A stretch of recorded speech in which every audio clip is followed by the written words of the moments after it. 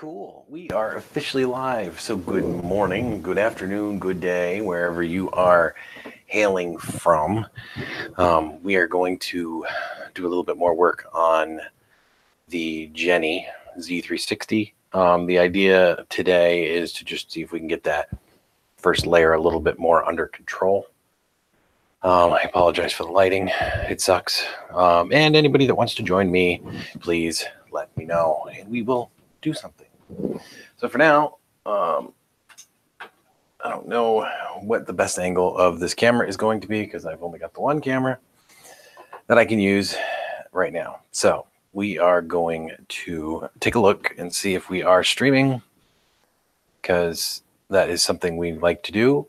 I apologize to Ricky because I'm trying to do this. I don't have a lot of time to finagle and mess with things today. So I'm going to had to make a decision. So let's see if we are streaming. Looks like it. Had to make a decision. And we've got good audio. So we are all set. So I can monitor the chat from here. And I can post in the Discord if you are interested in joining. So we will do that real quick as well.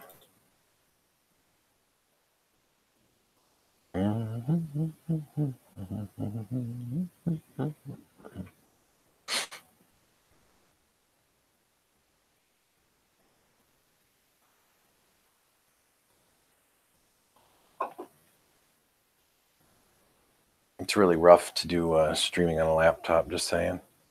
Especially if you want to do more than one thing. So.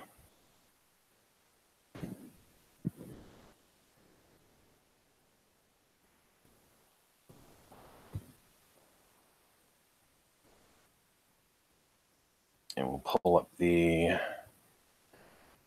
event, which is going on now. Hello, Matt. My screen appears to have frozen, so I can't see anything right now. Hold on one sec. Let me refresh. This is a Mac thing, I swear. Okay, good. So we still have the stream. It's just that this Mac thing is not working out great, which is totally unfortunate because there's so many other things I'd rather be doing than babysitting. All right. So we are good. Got a little bit of a delay, but that's, I guess, fine. Okay. So first off, I got to go through and I have to monkey with the settings. Hello, Papa. Ed.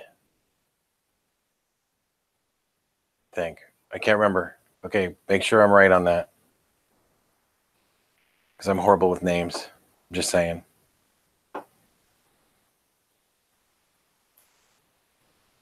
Let's see if we can do this. Yeah, we can. Hopefully Walter doesn't get mad at me for posting in his Discord. I don't think he will, but you never know.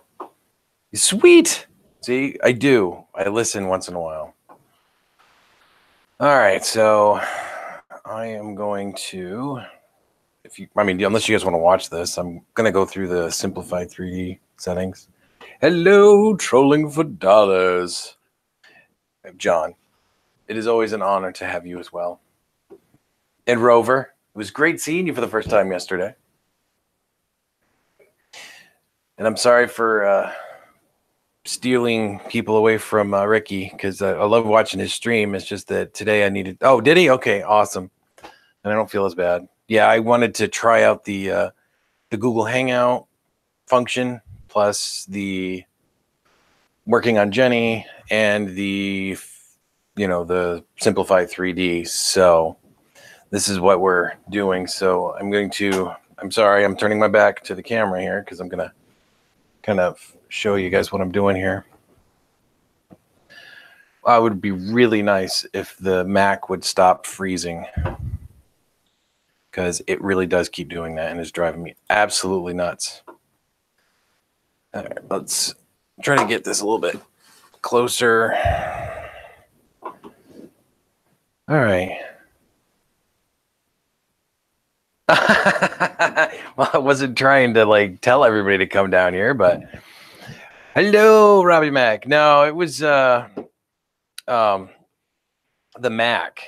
I'm watching the chat on there, and what's weird is that, well, I don't know if you can see it. Ricky, sorry, buddy. Well, the Mac's not mine. It's just a one of those things that I'm playing with.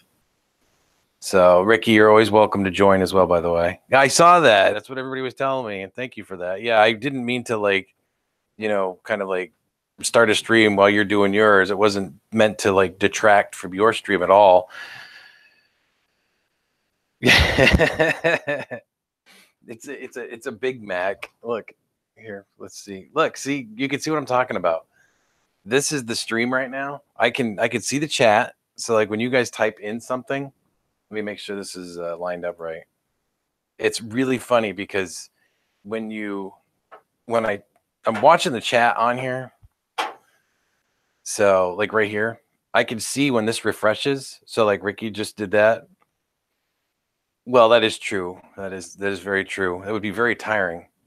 So I can see the chat, but I can't see what I'm doing. So if I'm working over here on the real computer, which is my little HP thing, which I know it's not really a real computer, but it's still better than the Mac. But, and again, like I said, I'm not hating on Macs or anything. It's just like the Mac over there is just a prop, really, honestly. But it does let me watch the chat, so that's a good thing. All right, so we had to work on some setup because we had some glitches on the printer yesterday. So let me try to get an angle that you can see, because I'm going to load up Simplify 3D, and then we'll go into that next. But for right now, this was the my end stop bumper. When I first built this, Jenny, I didn't realize that I had inverted something. It only took me 2 years to figure out what I inverted. So I was using a piece of paper and tape so it would trigger the end stop properly. That's really funny, by the way. So I just removed it yesterday because I had forgotten that I had fixed it. So now it'll register the proper 0 where it's supposed to, which is really all I can ask for.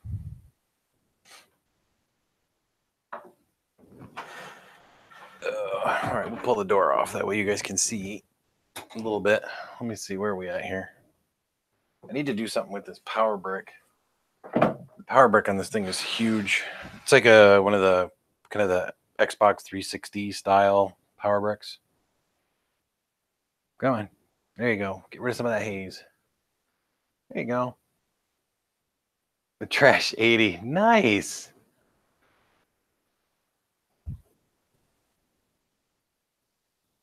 See, that's dating yourself a little bit. You shouldn't do that, Rover. There's not many of us that know what a trash 80 is.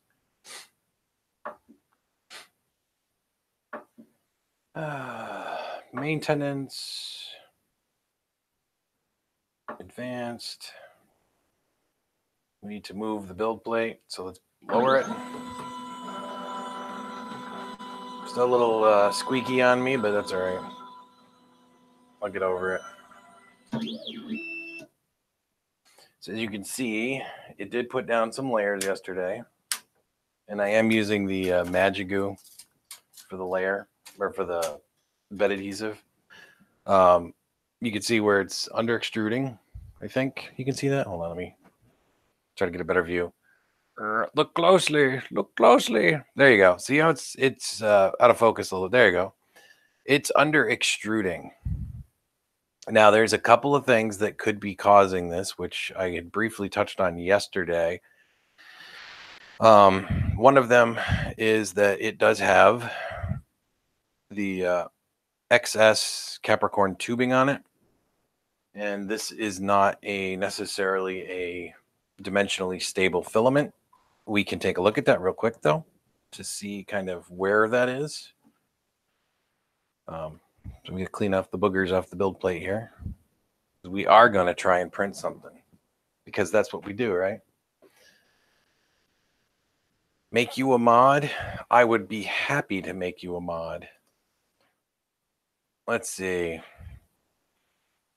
Let's see if I can do it from the Mac. Oh, this thing is just not loving me today. There you go. All right, so anyway, there's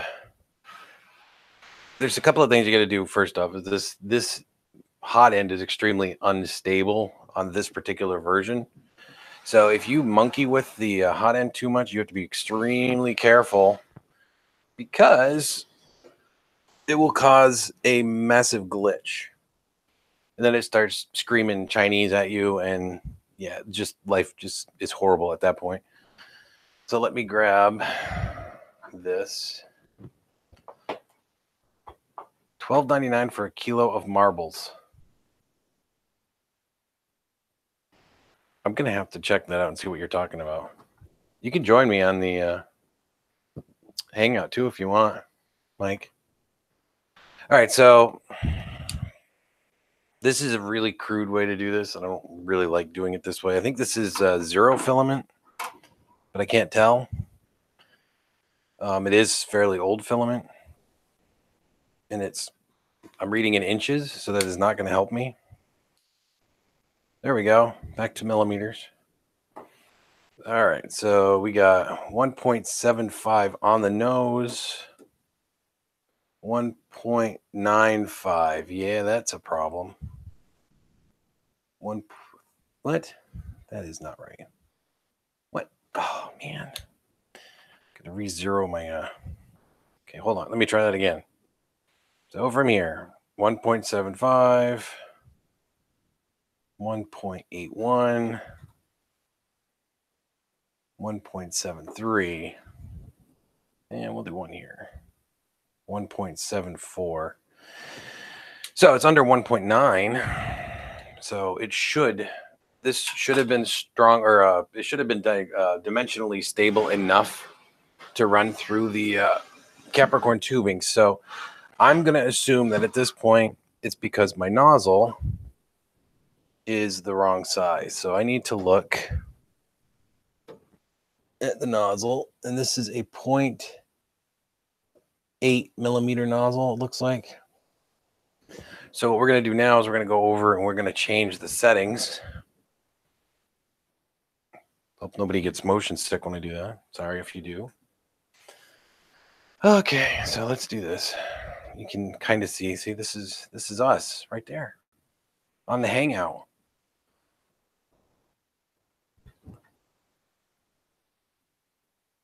Oh, I have it posted in Walter's Discord in the voice reply.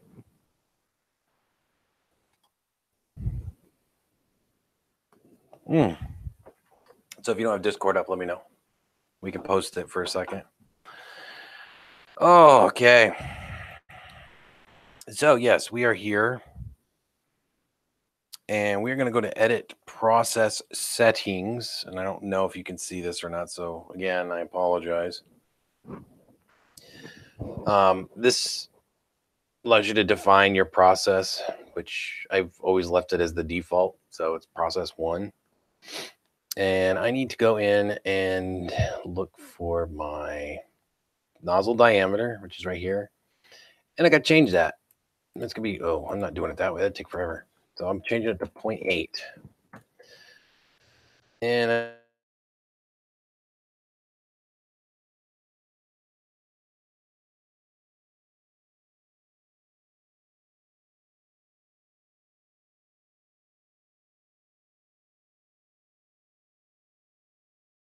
yay.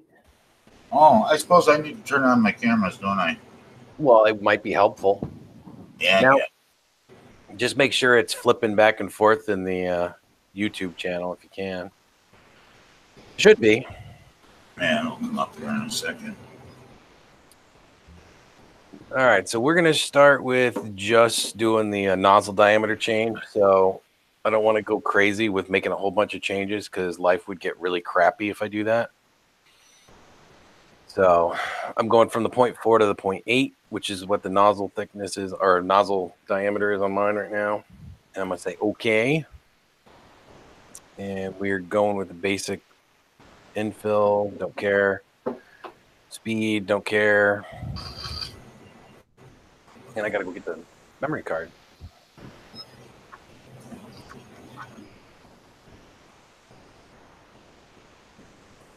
What a great morning. It's a really cool looking machine there. It's kind of an Ultimaker clone.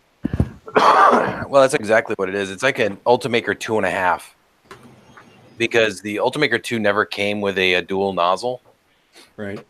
And the Ultimaker 3 comes with a cartridge style nozzle, so it's a quick swap, which I really like, by the way. But the what I wanted, was this like a kit you bought somewhere some time ago, or? Yeah. Actually, I bought the kit on AliExpress or Alibaba, which I can. If you go on to Alibaba or AliExpress and you do a search for the Jenny printer or Jenny Printer 3 or something like that, and you look for the Z360, it should show up.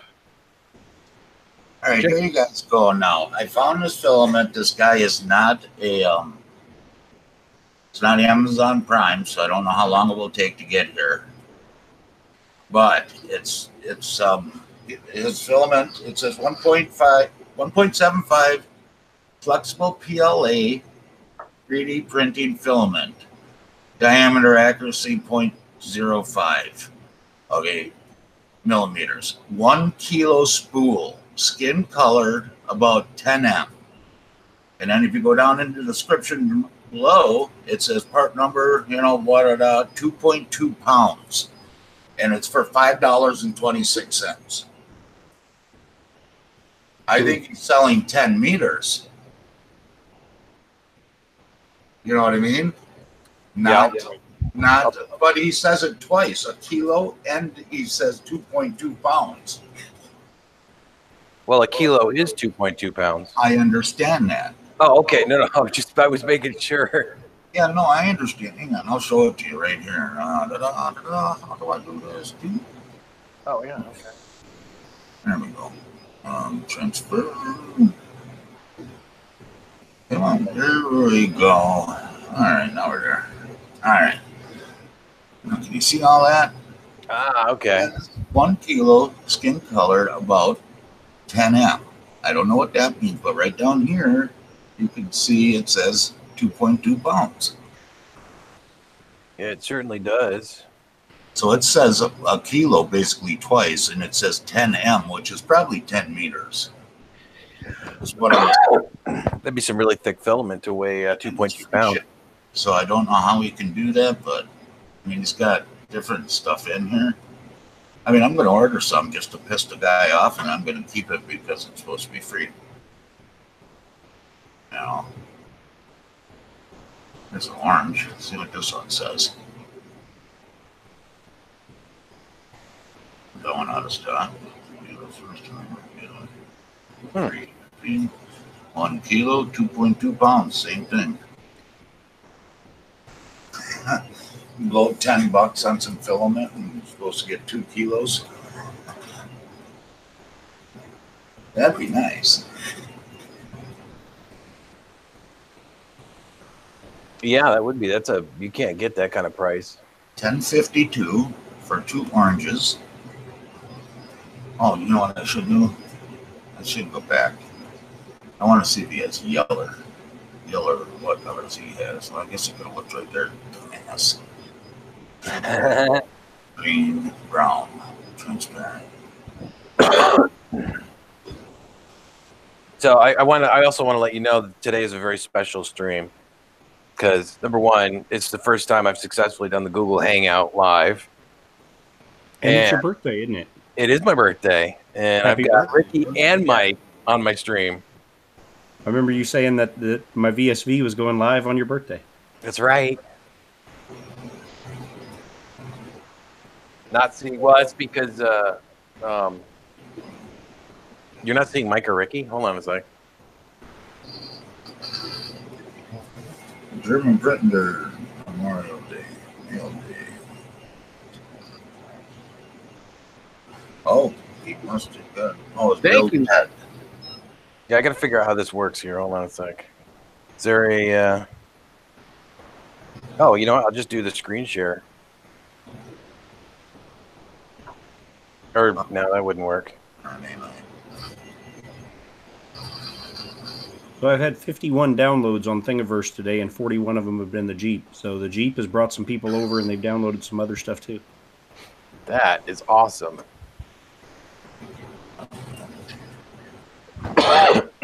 Well, I don't think a lot of people think about it either. Is that well, number one, I got to figure out how to fix the settings on here.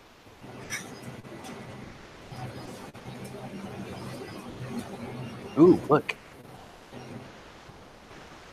Let's see.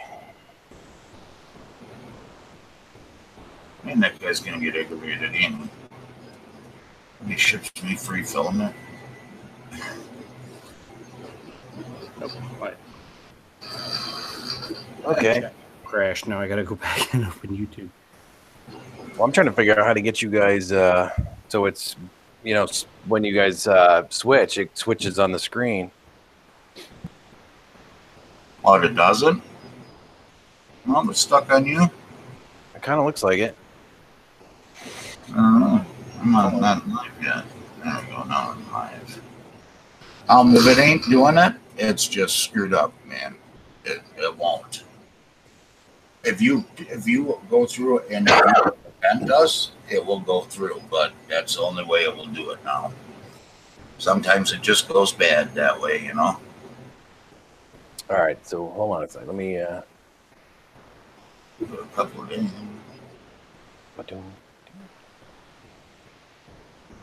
I'm gonna try this first. Now, see, there's me.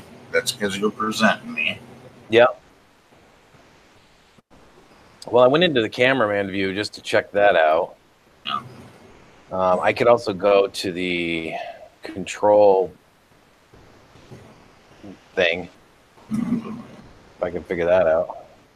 I don't know if it's working yet or not. Did you see it on? I don't see it yet. There's a delay, but it shouldn't be that big of a freaking delay. Well, I wouldn't think so. It's just stuck on you, man. Stuck on you. Oh man, I should have known that was coming. What's that? Oh, but you started singing the "Stuck on You" song. I don't know how to sing, so That's all right.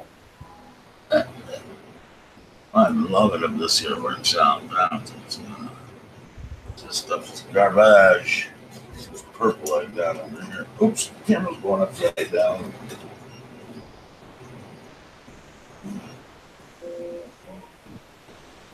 Wow, you are noisy today. Yeesh. You're the one that invited us. No, not you. I was talking about the printer.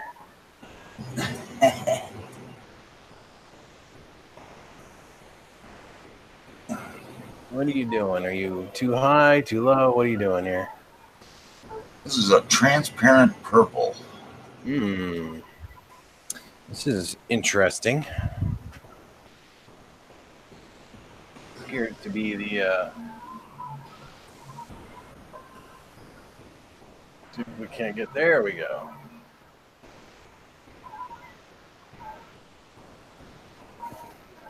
Are you you're having issues today, aren't you? Yes, you are. No. I got looks like the nozzle fetched up on me. Oh, wait, hold on. See if we can't persuade it.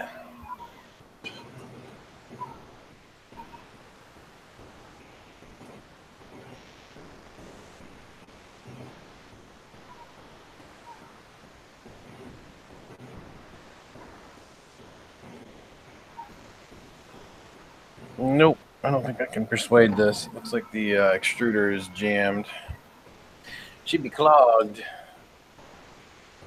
which is all right. We will have to do some maintenance on that real quick, I think. All right, let me go back over here and see if I can't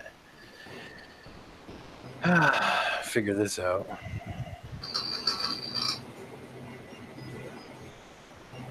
All right, so we got the Hangout going. That's one. Screen share. And thanks, Ed.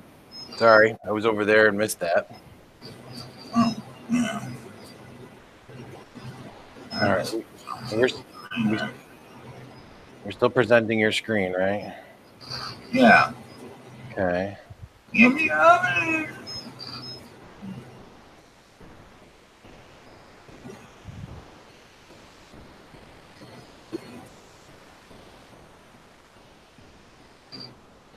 All right, let's take that off real quick.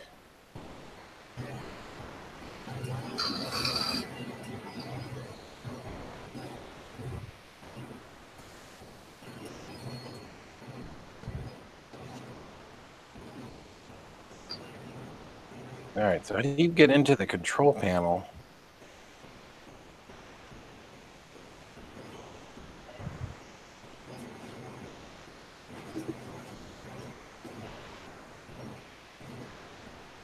Whoops. What the hell is it doing?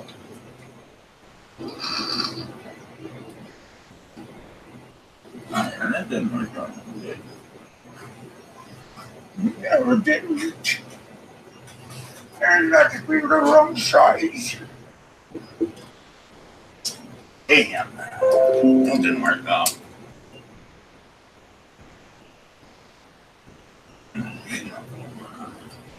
I figured that was good. Aha, there it is. Live control room. All right, well, I got to preheat this thing anyway, so let's do that real quick. Advanced. Heat up first nozzle to 5 million degrees Kelvin. I'm not telling you. 15. Yeah, it's the only thing that stinks about this printer is the that rolling button thing on here. It's like the one down on the selection screen here. It takes, you gotta like just sit there and like spin it to get to the temperature you want. There it is. Oh, I find it.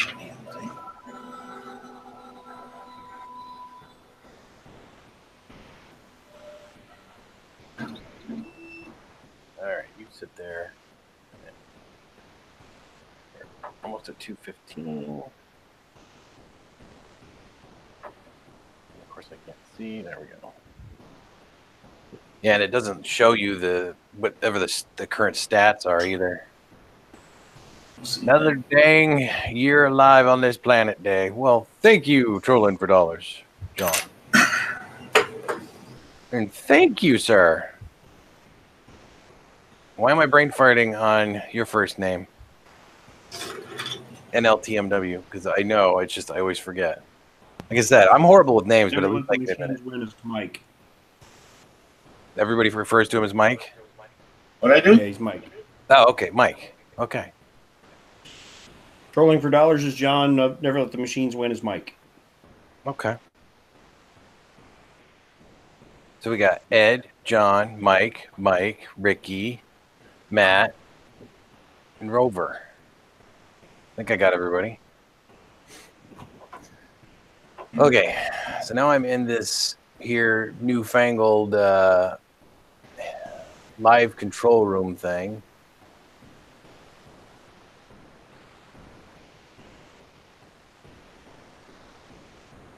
Because I know that there, I mean, is the audio going through too? Mike, Matt, Rover, anybody? You guys hearing Mike and Ricky? I don't know. Well, that's why I just wanted to ask, because Yeah. I thought once you came into the stream, it would automatically start up. But oh, audio is good. Okay, so it's just acting up on the video side. Yeah, it's just video. Yeah. Huh. Well, that is very weird. Okay, so at least we got voices. That's good. Well, I mean, if you want to present, I don't know. I mean, you can switch to the present mode anyway, right? If you needed to.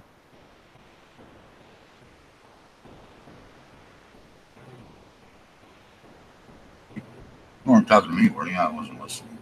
Well, yeah, I was, but that's all right. I'm sorry. Go ahead. I'm sorry. No, I was saying you can switch to presenter mode anyway at any time if you wanted to show something, right? Yeah. Okay, good. It still didn't switch, did it? No, it's not switching. I can't see an option for it. If it's doing the audio, it should be doing the video. Okay, well, just once in a while it does this. I mean, it does it to me every once in a while. Oh, okay. There's just nothing you can do about it. You'll have to shut down and restart the stream if you want to try to do something about it. I don't know. Do we care that much?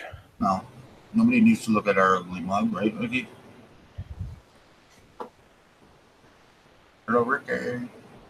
Ricky, do you care? Ricky's not even listening, so take that. I know, right? All right, so let me get back to this. Let me work on that nozzle real quick.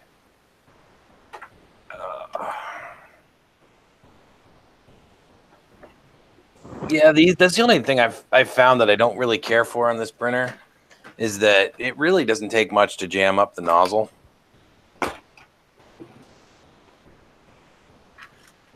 I mean, when it runs pretty well, but for whatever reason, I have to remove the nozzle in most cases. So, like this needle poke that I'm getting ready to do is probably not going to do much for me. But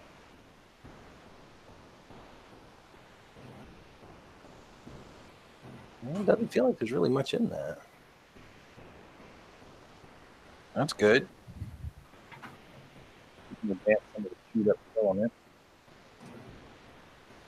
Oh yeah, there we go. Ooh, that's coming out nice. Nice and squeezy. Still trying to. Did you get that to print anything yet?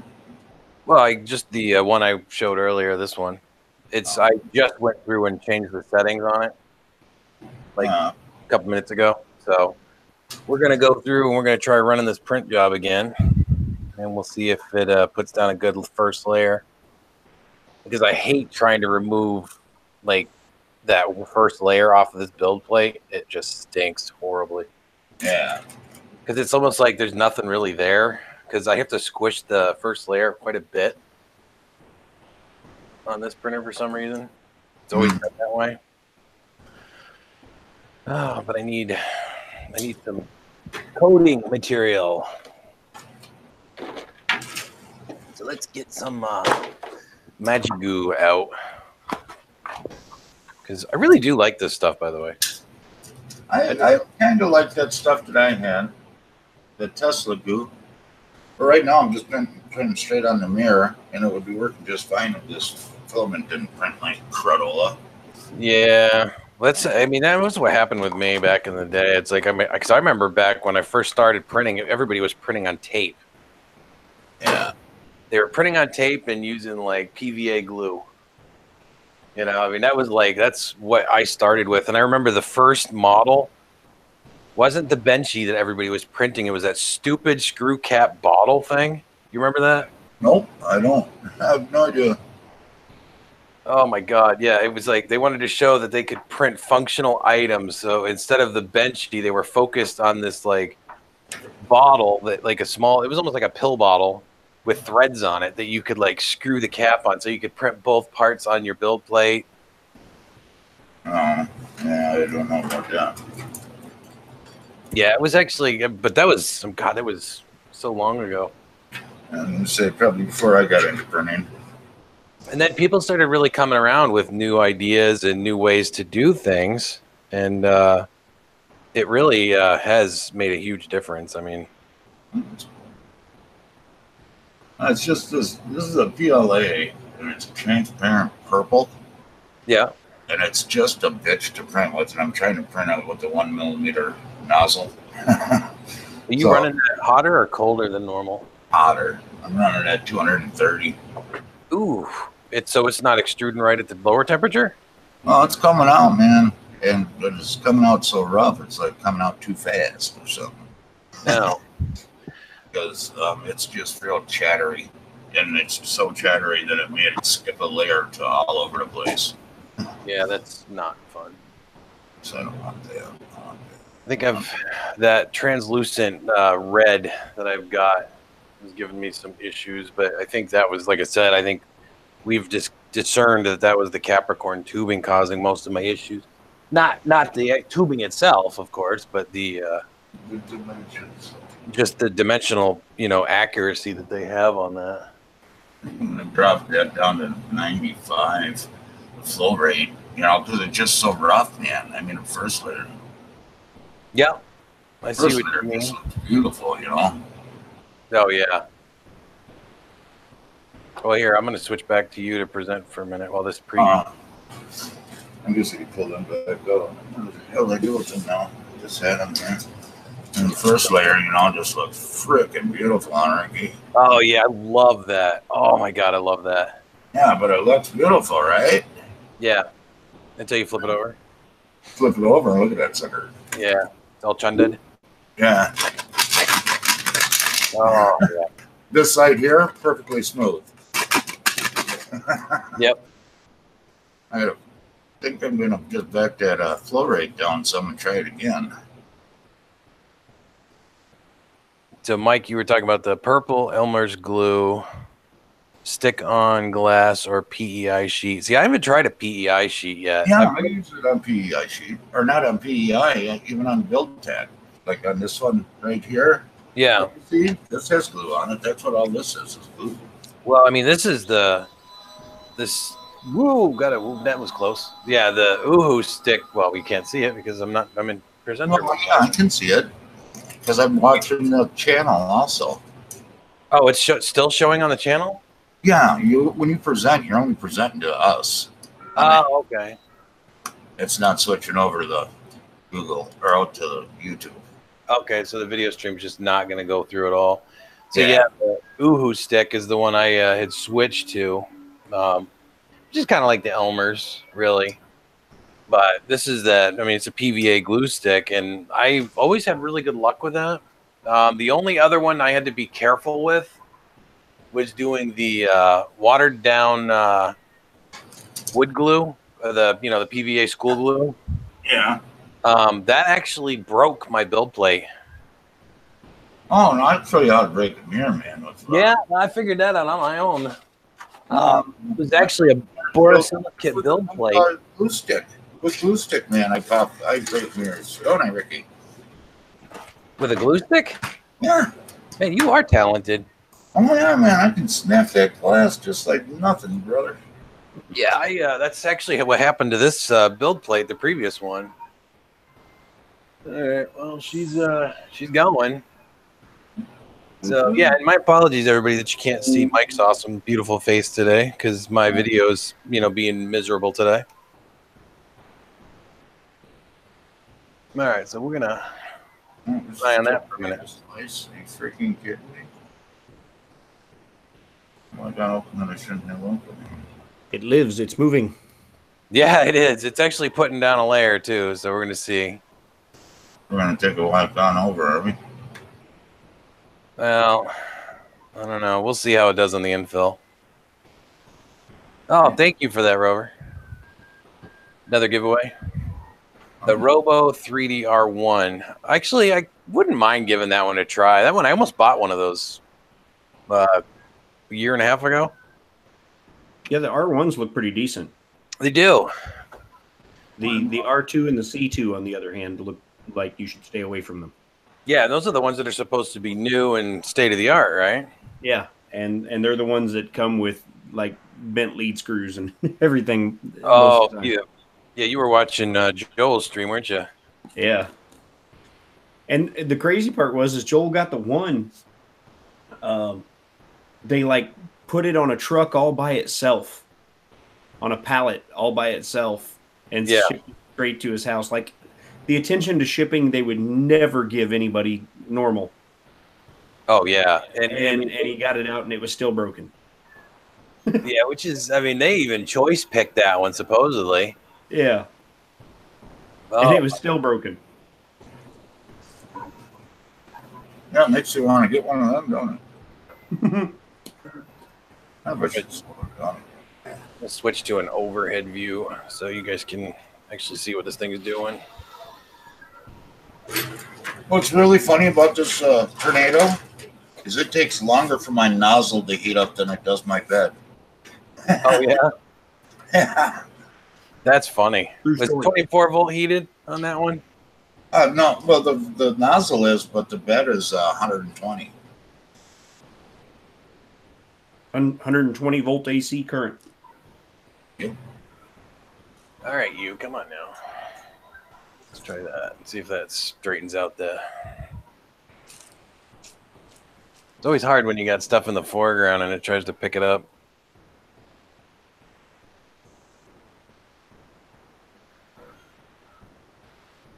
Bet on it heats up like a space heater. Oh my God! See, well, that's actually kind of how the Chiron is. When that thing gets up to temperature, man, it puts out heat like crazy. No, usually the programming on these, most of the printers that I've ever seen, it does the bed first and then the nozzle. I think it's just a preservation of power supply. I don't know, unless you've got something different, Ricky. Depends. You can click preheat PLA and tell it to heat both at the same time. That is true, actually. I forgot about that because, yeah, I do have that option on most of the printers, but I just never saw the purpose in doing that. Now, most of them, if you just click print, it'll heat the bed first and then the nozzle. Yeah, I mean, if I'm doing calibration or bed leveling, then I will do that. I'll leave the filament right out of it, and then I'll go through, make sure the nozzle's clean, and then I'll do a bed leveling sequence with the heated bed or the bed at the temperature that I'd normally print at, and the nozzle heated to a temperature close to what I'd normally, print at, and then I do the leveling sequence. That's the only time I ever do that. Hey, Kelly, welcome back. And see, this is what I'm printing. And thank you for your service, Mr. Kelly. Oh, you guys can't see it. You're over there. Oh, I could take a look No, at it. you're okay. You're okay. Well, no, I like looking. Either the feet for the tornado. I'm good. Squash balls for them or whatever. Bag of balls. I've seen that because I know Shane Fuga, he did a couple of those for the CR10. I think he did one for the FT5 as well. Well, you notice how much it's sliced? You want to watch this thing slice, see how fast it goes? This was slicing long before, like 2-3 minutes before you guys even got to see this. And this thing is cruising. Look at that turtle. Oh, God damn, it's moving now. Holy mollies. Look at that speed go. Just about halfway there. About halfway to stop again. Oh. You ever seen something so slow? Must be a pretty large STL file. Yes, when I do any organic prints that I do, that tends to happen. And I could, on my computer, I could have sliced this thing 15, 20 times by now. All right, so it looks like we got a pretty... I hate saying that. I don't want to say it because I'm just going to jinx myself, but that first layer looks like it's going down acceptably. Not that you can tell because the freaking camera is all kind of... Yeah, I'm trying to get it centered. Let me do this. See if that works a little better. Well, the problem is it's the the extruder, the hot end, everything gets in the way, and then it starts focusing on that. Oh, I'm sorry, Kelly. Anything we can do to help? Not that you need it. I'm not saying that, but you know.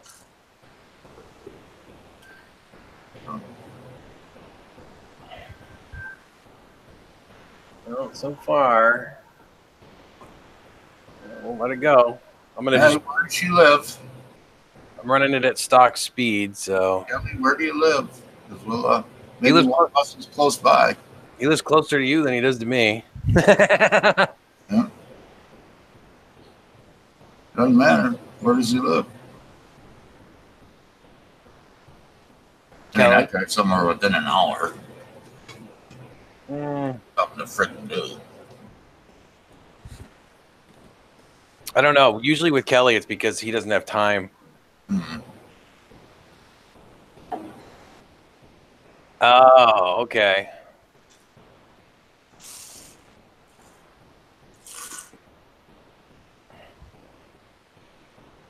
No, you're good. Don't have an accident.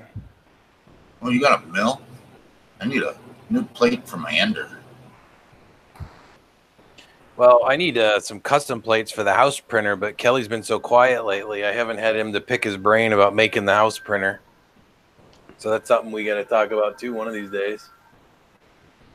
I'm going to try this one more time. I might have to slow it down even more, you know? Ironically, both of my Patreons are actually on the stream today. That's pretty cool.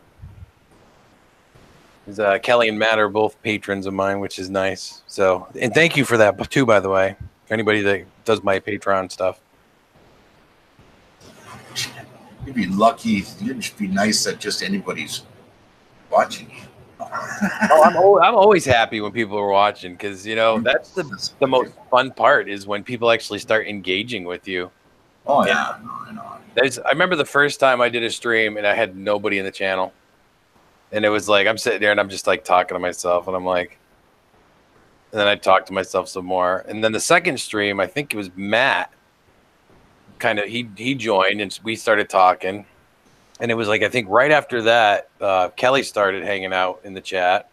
So we talked for a while. So yeah, Kelly and Matt have been probably the longest channel supporters I've had. I think my first live when he showed up to talk to me was Walter. Yeah. Walter's good stuff. He really is. He's funny. I think I talked to myself for a while, and then Walter popped in, and I talked to Walter for a little while, and then that was it. That was the stream. Yeah. Well, Kelly, that's okay because, you know, typically when you're able to chat, it means you're not out in the middle of the pond somewhere,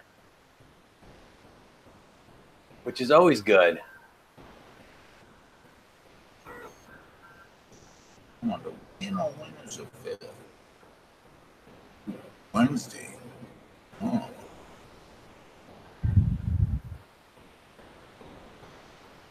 I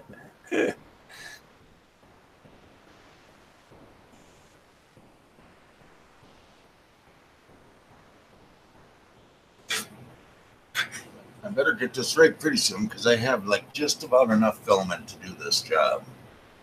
That's about it. Yeah, I'm trying to kill off this orange filament before it well, mostly I'm testing because the Olsen block is supposed to be able to handle quite a bit of abuse, which is one of the biggest reasons why I got it is because the way the heating and stuff goes. So, you know, but I don't know because it's just been one of those things where I either have really good luck with it or I just have really crap luck with it. I mean, I've had some really wicked awesome prints on it that were just ridiculous. And then other times the thing has strung so much that I would have needed like napalm and a freaking, you know, furnace or bonfire to fix it because it would look like the hairy lion. Yeah. So, and that's the thing about the Olsen block is it seems like it does at times run hotter than other times. So I don't know. It's just really weird. It does have the dual nozzles though. It's just that I've never really tried to calibrate it to the point where I could use it. Which I guess is kind of silly of me. I should probably do it at some point, but that would require me to do some OBJ file exporting, and I haven't gotten into that yet. Does that pretty much deal exclusively in STL files right now?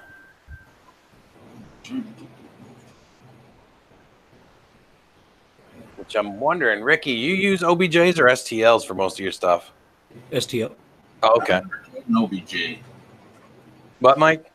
I've never tried an OBJ. Well, it's the same thing. It's just that the OBJ has the preservation abilities. OBJ files are much more robust, so they can observe channels. So, like if you have multiple layers in a print for different, coding for colors and stuff, that's what you would do there. An STL file is kind of like an extruded black and white photo. That's it. That's all you get. Yeah, So it's like, it's like, sending out a JPEG or something like that to some. Well, okay, JPEG's a bad example. But an OBJ saves embedded color information, right? Right. Among other things, but primarily that's the use. Hey, TK. Model. Oh, okay. Depends on the model. Yeah, I mean, I can export these models at any time as OBJs. I really haven't been able to explore that yet. I don't know. Maybe there's I think when I first started, no, I never actually exported a dual color print on this thing. So I think I'm just chicken.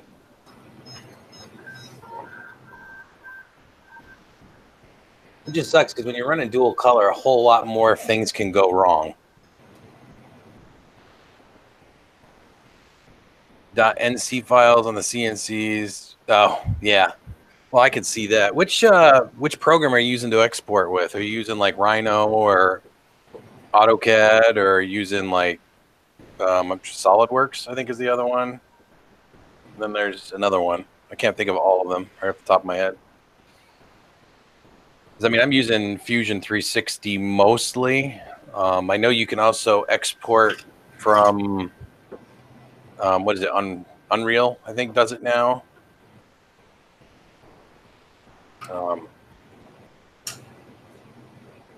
Yeah, Unreal Engine, you can export 3D files now, and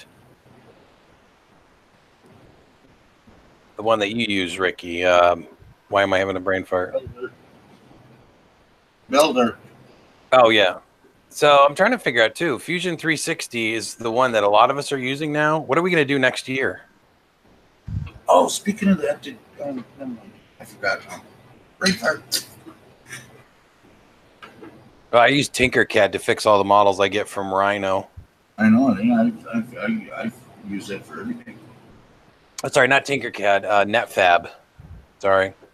I haven't actually been able to get into Tinkercad. I've gone to it a couple times and tried to do a quick jobs with it because it's very similar to the Autodesk 123D, which is what I started with. Yeah. But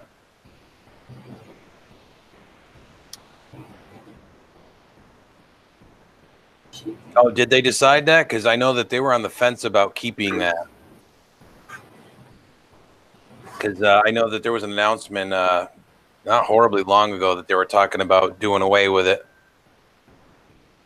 which I think would be a bad move on their part because a lot of the people that have helped them develop the product for Fusion 360 are the ones that are the hobbyists. So, well, I don't know yet, Mike. That's what I was just trying to discern. Kelly doesn't think so. So, and I know Kelly's much more into all that than I am. So I just use what I can figure out how to make work.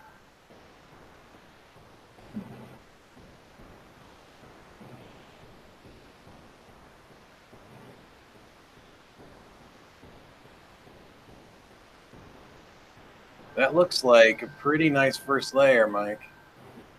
Think so? Yeah, it's not chewing it up like it did yesterday. So maybe it was just the nozzle. Oh, did you change your nozzle? No, I didn't change. Well, I changed the nozzle settings in Simplified 3D because I had it set at 0.4 and it's actually a 0.8,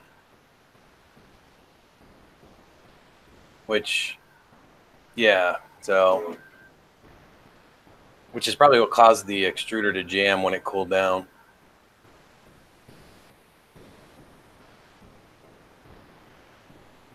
So far, it's looking pretty darn good.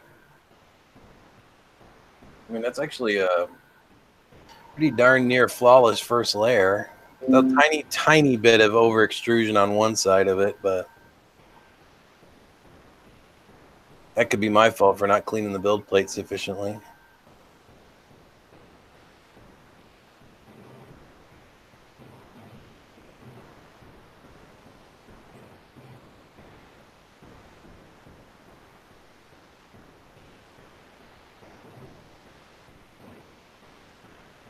And I got to go through and grease the upper rails on this too at some point.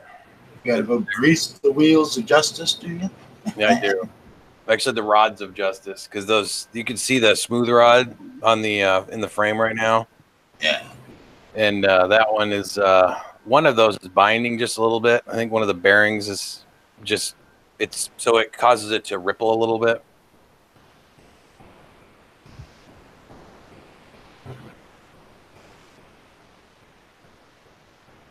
Oh, well, that's a good point too, TK.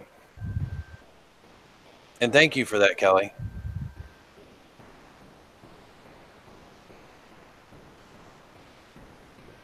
All right, I'm gonna have to adjust this. I think it's bothering me more than anybody else.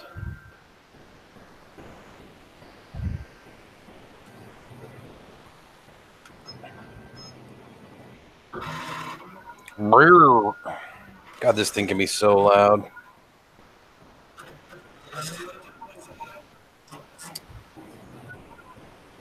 I just need something to prop it up with. I don't think that's going to work so well.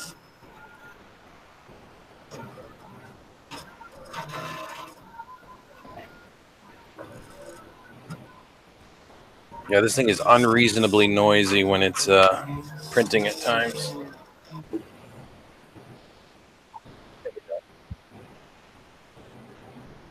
How does that appear? Is it a little better? A little bit blurry? Oh, okay.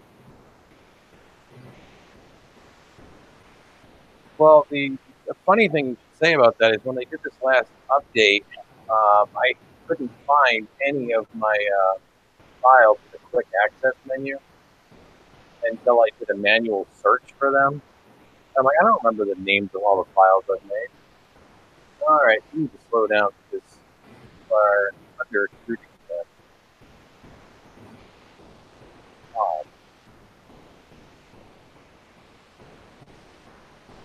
Huh. So a nice, perfect first layer, and now it is under extruding. Suddenly, it's going too fast, I'm guessing. Well, change the temperature a little bit. 215, that fixes it.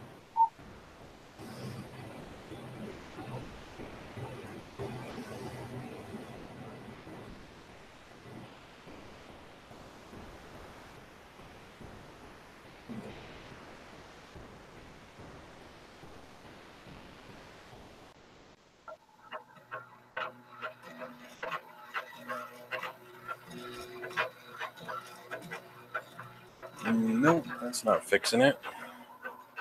All right, so let's go down to speed. Let's go back down to 75%. See if that fixes it. Trying to figure out why it, when it sped up like that, it started under extruding. First layer came out perfect and it was nice and slow, but I'm gonna have to look at the settings, I think.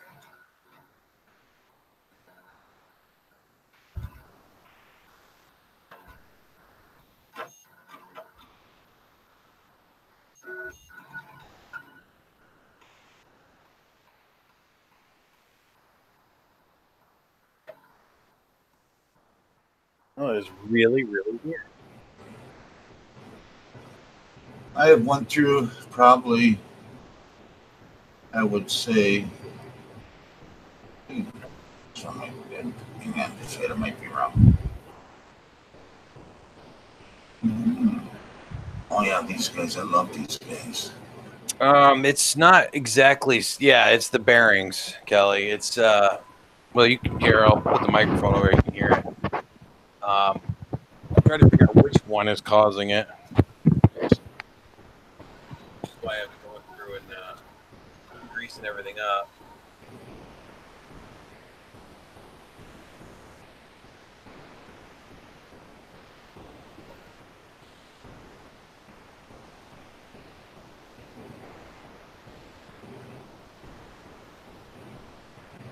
It's really, really bizarre that it's under extruding like this.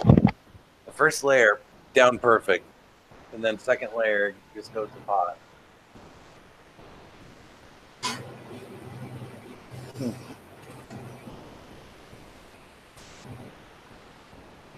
Speed didn't change, so maybe there's an issue with the extrusion. Now let's see if we can't put out a little bit more material. I don't know why it would decrease the material flow, but let's see. All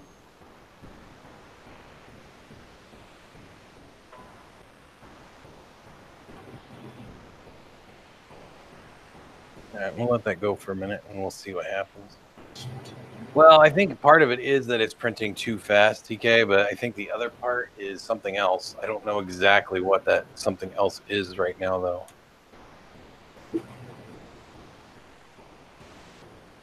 Which I'm trying to figure out right now.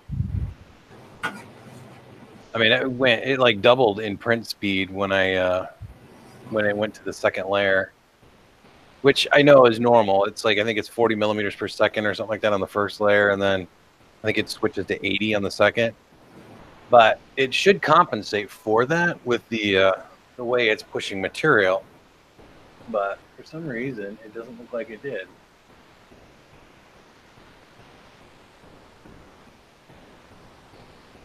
But so what I'm doing is I increased the material flow, and I went back up to the first layer temperature, and I decreased the speed. And I've been doing those sequentially. I didn't do them all at once. That way I could see if it fixes it. And it looks like the material flow is close to fixed now. Still looks a little weak, but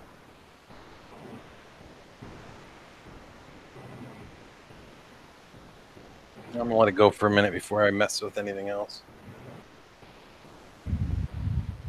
Well, on the Chiron, I only print, yeah, probably a little, right around 50 to 60 or so.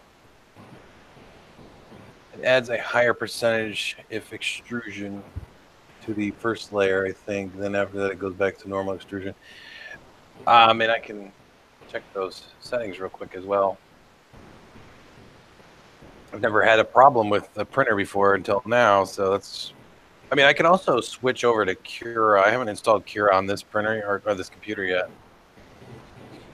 Which, I mean, I haven't needed Cura because everything I've done on all the printers, it's nice having one slicer that I can use for all the machines instead of having like 10 different versions of Cura. Because like I had all these rebranded copies of Cura, and it was driving me nuts. Well, there is 50 pages that I just went through of Amazon filaments that they have on Amazon, not the actual Amazon filament, but nothing, not one under $12 or $11, I guess you should say. Yeah. Except for that one idiot that has it all listed for $5.99. $5.26. Oh yeah. $5.26 free shipping. Well, let's go to see if they have any more of the other brand that I was looking at. I've used a few different brands on Amazon. Hey, Scalda. Hello, Scalda. Sorry for the video too, by the way. Ooh, Zero has a new color. I like that. I don't know if this will work or not. Hold on a sec. Let's see if I can. Do.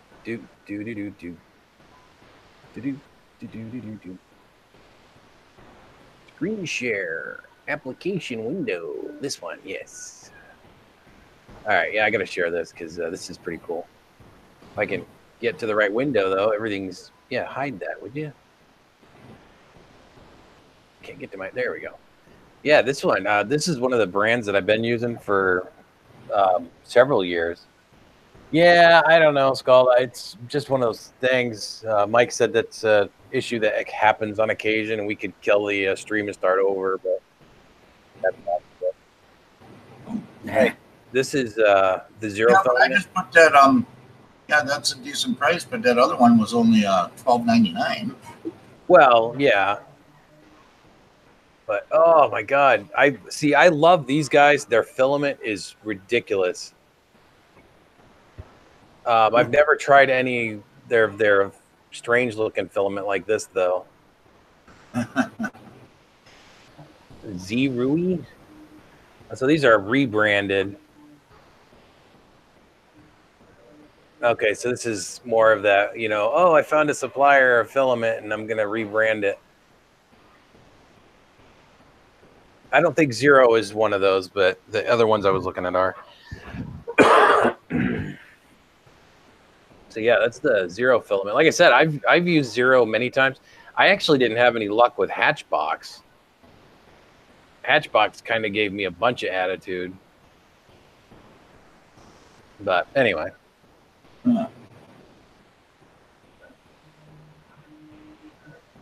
I like that UV color change stuff, though. I got to try that one of these days, too. I have some. I just haven't had an opportunity to print with it. My son picked it out at IRF.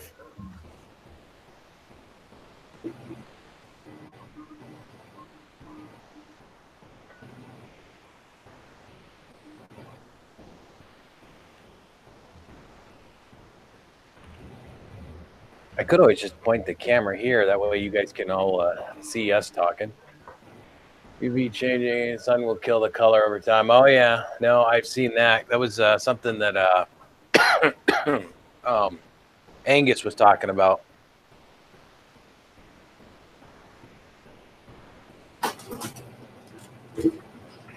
Well, there you go. Yeah, I mean, Zero's actually been on the market for, well, it's definitely been on the market more than a year. I've printed probably at least six full rolls of this stuff, and I have not had any issues with it. It's always printed pretty smooth for me. I say that, but I was also running the cheap Bowden tube, so I wasn't running the Capricorn tubing at the time. All right, let's see. What's it doing? It's still looking pretty weak, though. What? No. No, kitchen. Of course, they haven't seen it. And we'll make one more adjustment on material flow. Oh, she might be over there.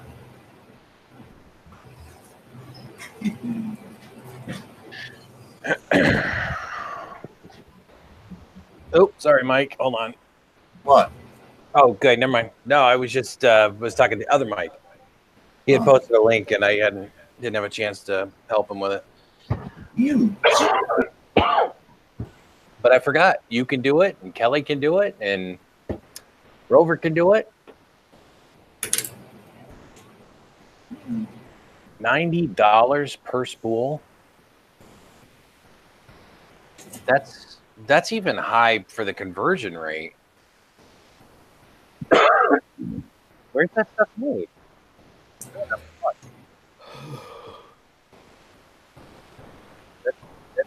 was pretty ridiculous for inflation. I mean, U.S. and Canadian currency is not that much apart.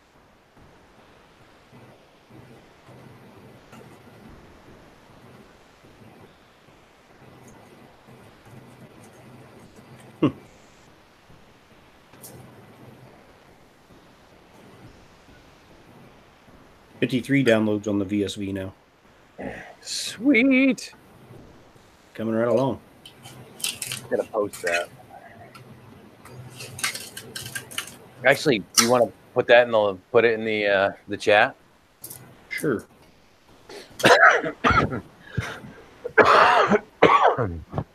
Ugh, sorry, coughing. It's getting hot in here, so. I'm not a mod. I can't post. Oh, we can fix that. Hold on. Sorry, I was just staring at the printer. So I think I'm gonna have to stop it here shortly because it's not gonna fix itself. You don't have very much faith in your printer, do you?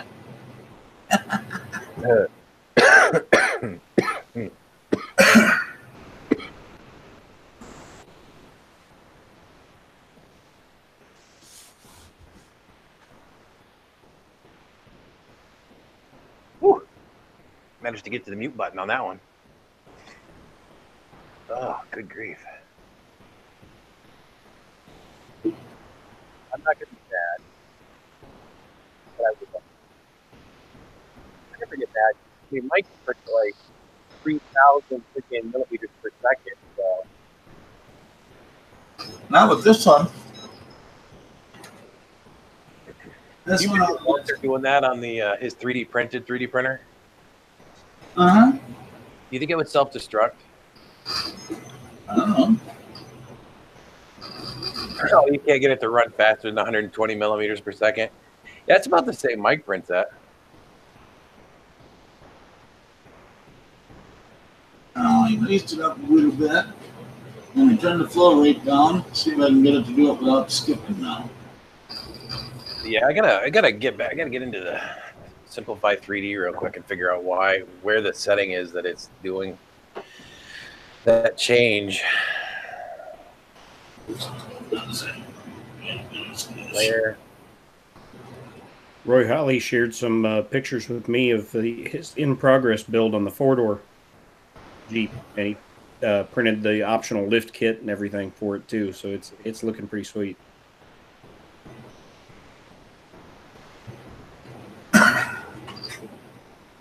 The lift kit looks even better printed out than it does on the screen.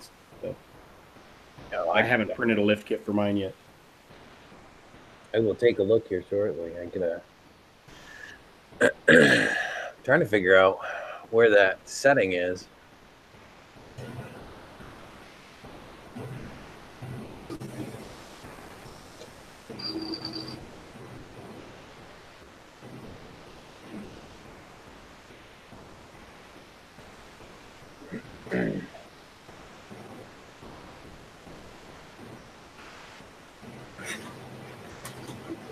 Yeah, all I'm seeing is first layer.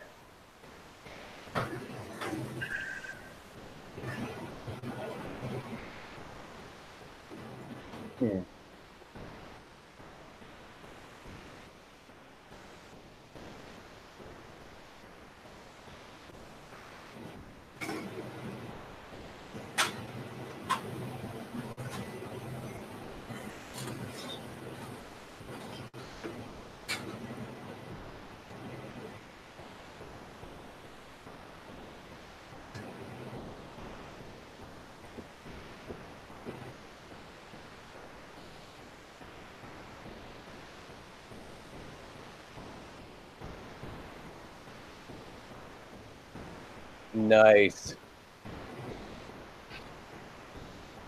Yeah, I'm still learning how to tune 3D printers and, work with what they're capable of doing. The CR10S, I do print a lot faster than I do on the Chiron. Oh. Estimated delivery November 29th through December 20th. Yeah, that's awesome. Got to wait a little while. Well, I guess I would think if I had $20 to sit around and wait with, Oh my God. Oh my God, and I mean it. Well, I'm looking in the other tab and it says filament properties, filament toolhead index 0. Although I think I'm using tool 1, not 0. But it's tool 0 is showing a filament diameter of 2.85 millimeters. So if that's the case, that might be what's causing the problem. Well, you got it set for a big filament? Maybe. And that might be what's causing it. For some reason, the first layer is coming out by luck, but the second layer is not because it's just not set properly. So hold on. Yeah. Major squish on the first layer, and then second layer goes to regular height, and it don't work. No, and that's so what I'm doing is I just swapped that. So I'm actually going to go to the. I hit the thumbs up button on a mobile live stream. I don't think you can. I don't think I've ever been able to figure that one out. I think I have tried to do that. That was the one that made me originally find your channel.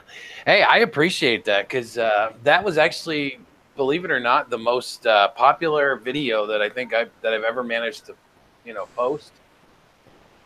Was the one the Jenny printer. All right, I'm gonna stop this print. We're gonna start it over again.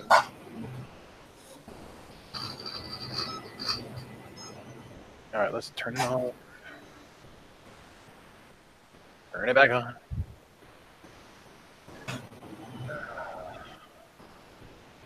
Yeah, apparently a lot of people found the Jenny video very interesting.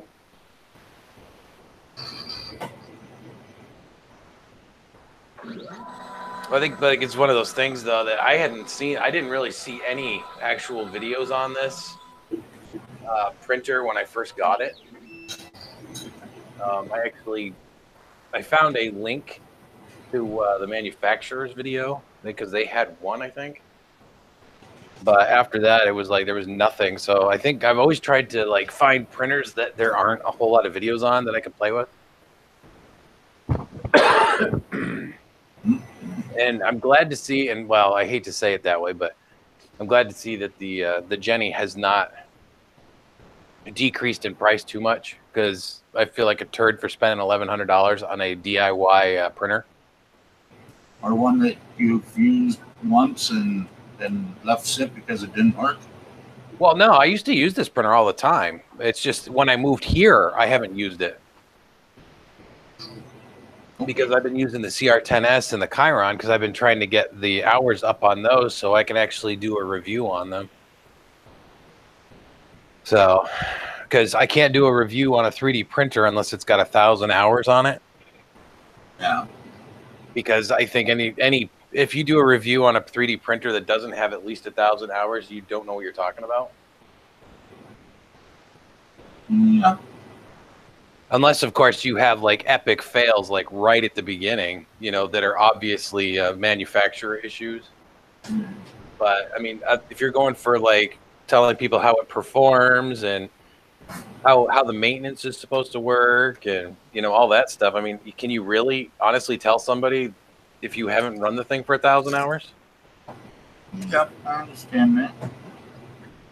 And like I said before, it's like after my initial mistake that I made with the InStone, I got a little bit trigger happy on that. Yeah. And I feel like a total tool for that. But I've since told people that and explained that was my mistake, and that's what made me decide to do that. Because, I don't know. I guess I thought there was going to be more out of that printer, I guess. So I'm really, really disappointed in that printer. That's the reason I took it apart instead of fixing it.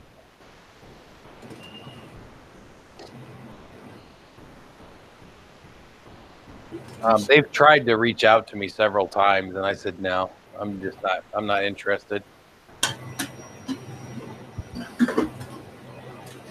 They had their chance. Well, 1,000 hours is a pretty good, like, that's a kind of I still think it's a little bit low, but I think it's a good, that's a good starting point to really start saying, yeah, I got a feel for the printer, especially with the, the Chiron and the CR10S. It doesn't take anything to get to 1,000 hours of print time. I mean, you just look at that and put a job on there, and you're going to get to 1,000 hours in 10 prints.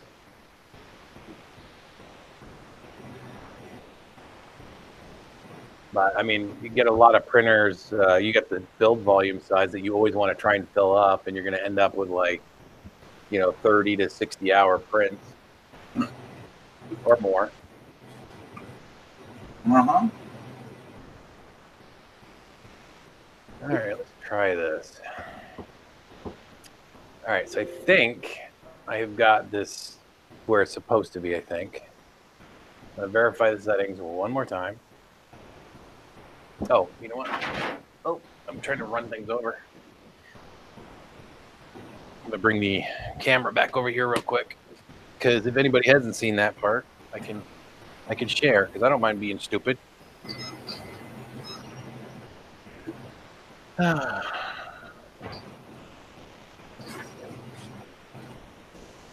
Well, it seems like they've been trying to stay really close to the actual, like the Ultimaker pricing, without like being like at Ultimaker pricing.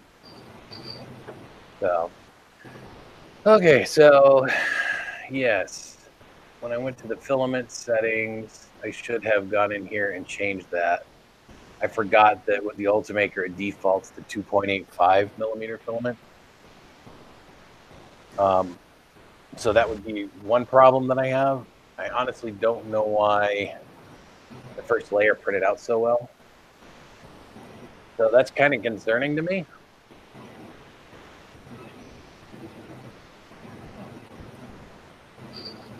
But I went into I think it was no, not the advanced, the other tab right here where the filament properties are. And I made sure I changed tool 0 and tool 1 to 1.75 millimeter. So I'm hoping that'll work. The only other thing I can do is go to add new material. We'll call this generic delay. Then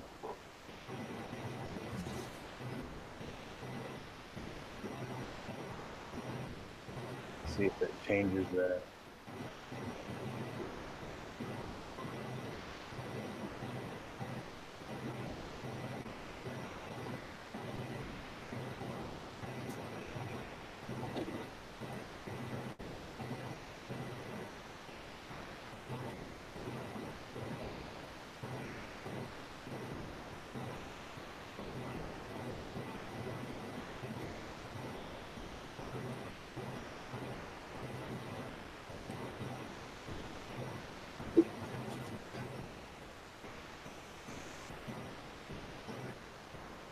Yeah, well, that's true, Mike.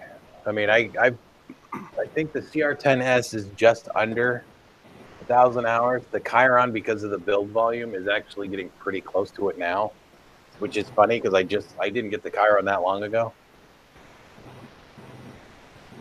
That's enough slice of the Eiffel Tower on your 78 hours. That's not bad. Well, actually, I don't know, 78 hours. Yeah. I don't have the courage to print anything that long on the FT5 yet. I do have the stepper drivers, which I guess once we get the Jenny tuned, we'll switch over to the FT5 at some point. I just don't have a place to put it other than on the floor. All right, guys, I gotta rock and roll here, so I heard it. I heard it. Mike. Thanks, Mike. All righty. Bye. Later. Bye. Yeah, I'll kill the stream in a little bit anyway. I just wanted to kind of try this out for the first time. All right, am I missing anything, Ricky? Like what? I'm going into. Or do you use S3D2, right? No. Oh, well, I guess that's not going to help then. Yeah, don't have S3D. Yeah, I'm just making sure that the other tab is where I specify the dimension of the filament, because it's the only spot that I'm seeing filament diameter other than the other spot. So, yeah, we'll try it. And they got a bunch of try it and see. There's a whole bunch of different models. Oh yeah, no, they had like 3 or 4 when I first got this. One of them actually has a touchscreen monitor. Yeah. They're all kind of pricey. Oh, they are. Thanks, Kelly. Yeah, I'm gonna try and. I'm terrified now. Because if my first layer was printing out as nice as it was, and it was set at the wrong filament diameter, that first layer is gonna over extrude like crazy.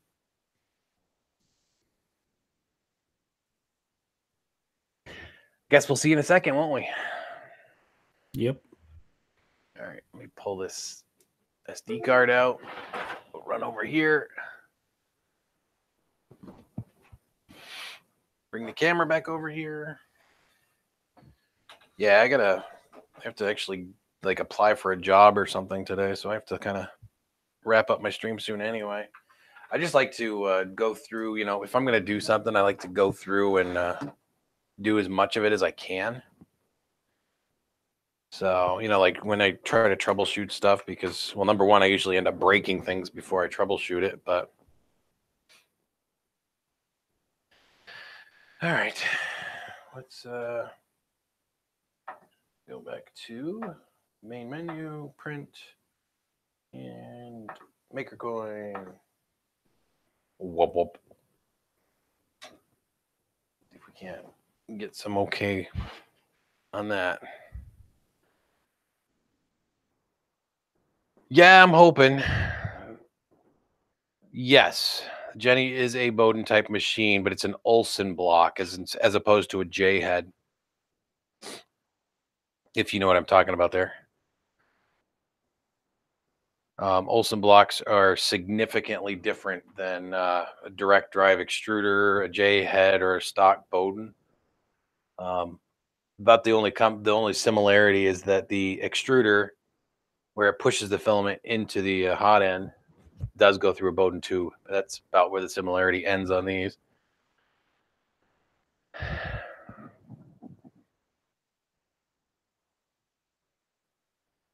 Well, I've got the Capricorn tubing already in there.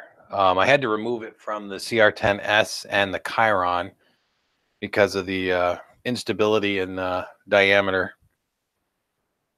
So I was hitting at least 1.9 something on the filament deviation in order for it to cause the jams that I was getting on those two printers. So, all right, build plate is almost heated up. Apologies for giving you something boring to look at for a minute. But this is what we were doing today, so I kind of want to. Kind of thinking I should probably clean off the build plate, but meh. See if it just goes through okay. Yeah, I absolutely love Capricorn tubing. Loved meeting the guys from Capricorn over at Earth. They had great sense of humor. They gave me some, a little bit of sample stuff that I could use, as well as the stuff I purchased. So it wasn't all free stuff. But yeah, they were. Oh, Kelly, have you seen the launch pad, the rocket launch console? I didn't ask you if you'd seen that yet. Because that's my pride and joy. I have to finish it, but I haven't had the time to sit down and work on it lately. Okay. All right, nozzle's heating up now.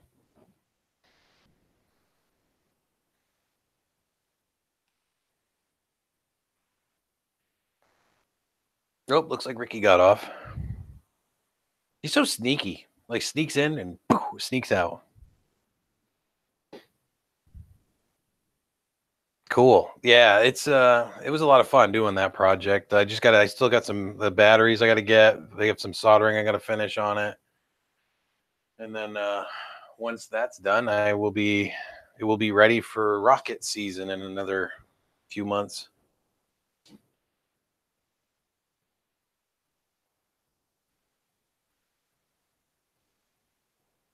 All right, this time I think I'm going to let it cool down to the 210 and see if we can get the, see if it'll be stable. Yeah, it's all right. I got to get off here in a minute anyway. I want to see what the first layer does. Like I said, I appreciate everybody that's been in here today anyway. I mean, you guys are awesome. I really do appreciate it. And, you know, everybody that, you know, contributes to me on Patreon, I really do appreciate that. Can't tell you how much that means. It's awesome. I'm working on a house printer, so I'm going to need some input from Mr. Kelly at some point on that one. Because, or anybody else that wants to contribute to that. It's a fairly ambitious project because it's basically making a new printer.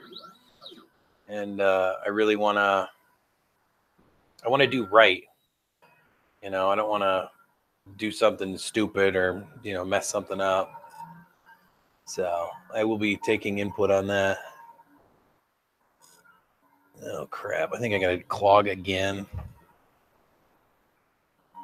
No, maybe not. Yeah. Yeah, I think it's clogged again. Try it. Help it. Come on. Push them out. Yeah, it's trying, but it's not having any luck. Come on. Come on. I hate having to do things like this.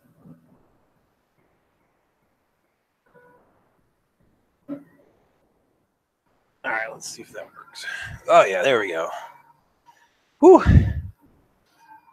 That is rough to do. I don't recommend that to anybody. I'm going to have to restart this job, though.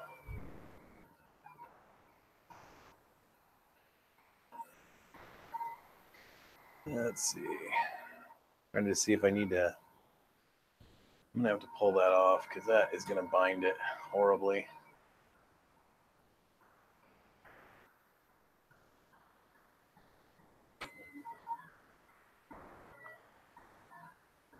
Yep, there goes most of the print. That's all right. Like I said, just testing this thing out, so I don't want it crashing into anything.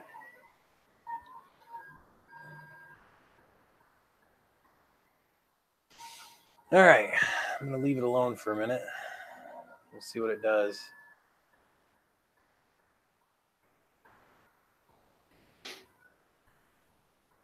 Nope, I actually managed to clear it. When there's just a tiny bit of a clog in these, because of the stretch and how far the hot end is from the extruder, it doesn't get quite enough force to push through it, so it starts causing a chew spot in the filament where the gears are turning. So what I have to do is I got to push in the adjustment so it can't hold on to the filament, and then I just have to push it just gently and kind of, well, I have to try and convince it that it wants to come out, and then it does. So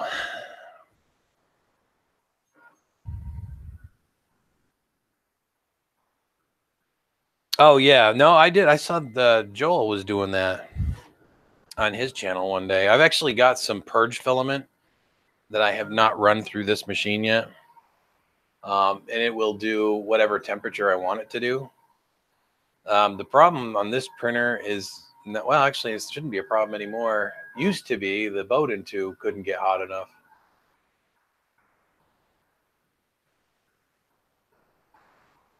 Yeah, that is definitely a thick first layer.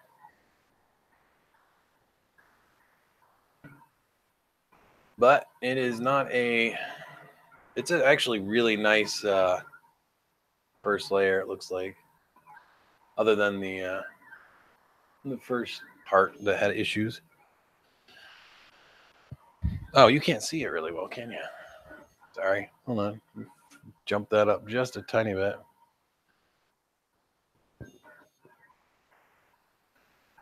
Yeah, I got to get some more brackets and stuff that I can hang these printers on.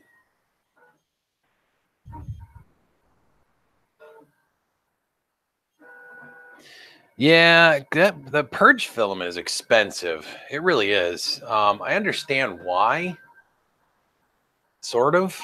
Ooh, that doesn't look happy. We might win, we might not. We'll see. Problem is this first layer is so warm that it acts like rubber instead of like PLA. And if it tries to tear that strand off, I'm going to have issues.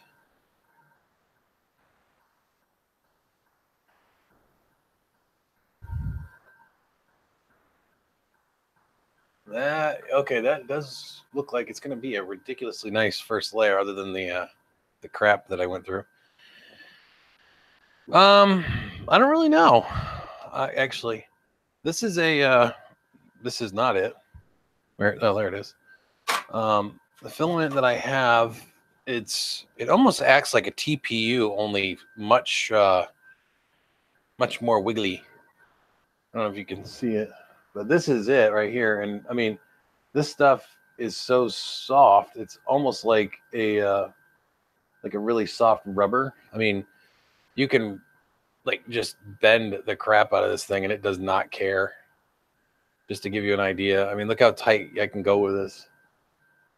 You know, I mean, so I mean, I can make really, really tight, turns on this filament like this. I mean, look, and it's not snapping.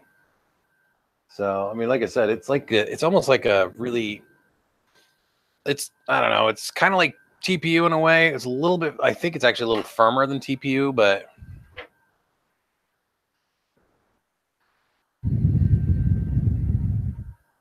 oh, Canadian Maker Project from Ron. Sorry, Ron, not Dawn. We did that yesterday. Nice. Also, for anybody that's interested, the house printer project, like I said, I'm going to be, I got to start working on that. It's not the FK1. I think Kelly, if you remember, I was talking about doing the house printer or a specially designed printer way back, but I didn't give it a name until recently. I have a couple things that I have to figure out. One of the things on my wish list is the Lulzbot Taz Morse Struder. That's one thing that I want to get. So, and I know everybody's like, well, why do you want that? I mean, it's like get 3D printed parts on it, but I don't necessarily want the Lulzbot Morse Struder that I'm putting on my wish list from Amazon. But I need something like that can push out a large amount of filament, because I've found a supplier that can do the pellet extrusion, which is something else I'm working on. Which Kelly, you can help me with that if you want. So, because I do want to do that as a pelleted system, similar to the. I got the idea from See Me CNC, the Part Daddy. That's where I got the idea to make this house printer to begin with.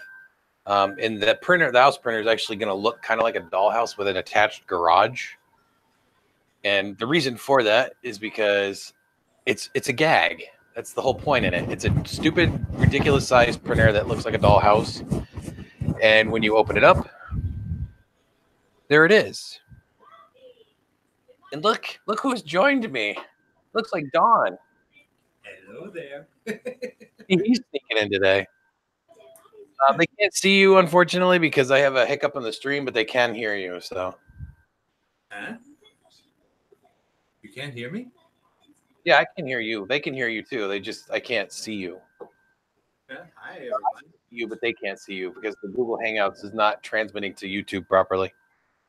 I got to kill the stream here shortly anyway because I got to get out of here. But Yeah, I was working on the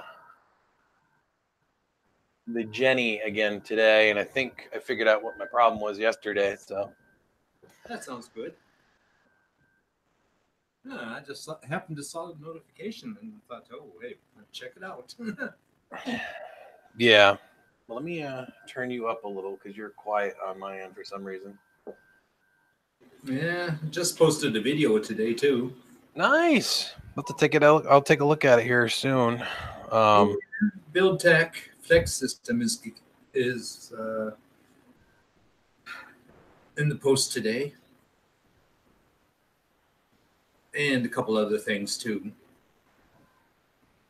Yeah.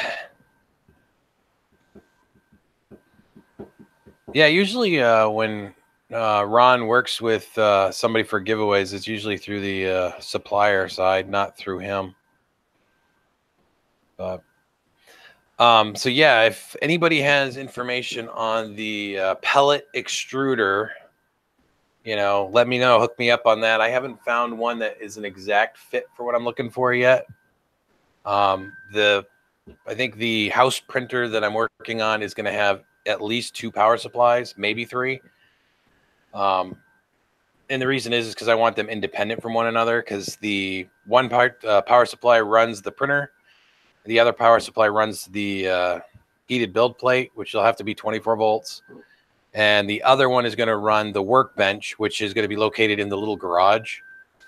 So when you open up the garage, you can power up the system, and it's going to have a an interface that you can actually adjust the temperature on for the extruder, so you can get it up to temperature. You have free movement on the extruder, so you can turn it and work on it. That way you can pull clogs and stuff without having to do crazy stuff with it on the printer. The hot end is going to be kind of a quick connect or a combination of neodymium magnets and quick connect pins. The idea would be that you can change out the hot end assembly within 30 seconds. That way it doesn't interrupt your printing time. So stuff that I'm working on. The design is still a work in progress because I'm still trying to figure out what rails I want to use. I like the idea of using linear rails, but again, like we had that discussion yesterday, some of those pillow blocks are just horrible.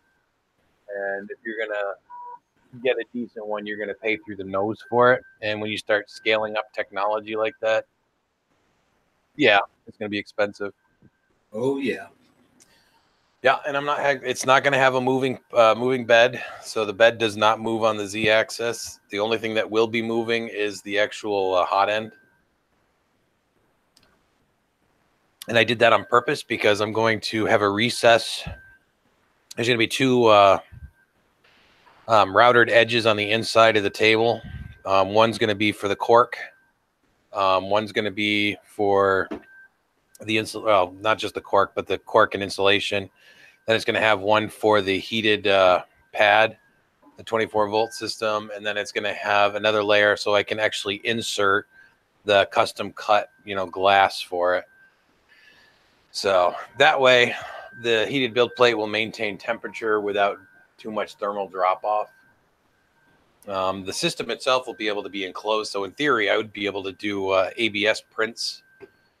But that is not my initial concern. I think my initial interest is doing PLA only. So, yeah, I'm sure Ron will make good on it. Ron always does. Yeah, I see on the Jenny, there's one thing missing underneath the heat bed. There's some insulation missing underneath it. Oh, yeah, it doesn't have it. I wasn't able to put insulation under this because of the tolerance.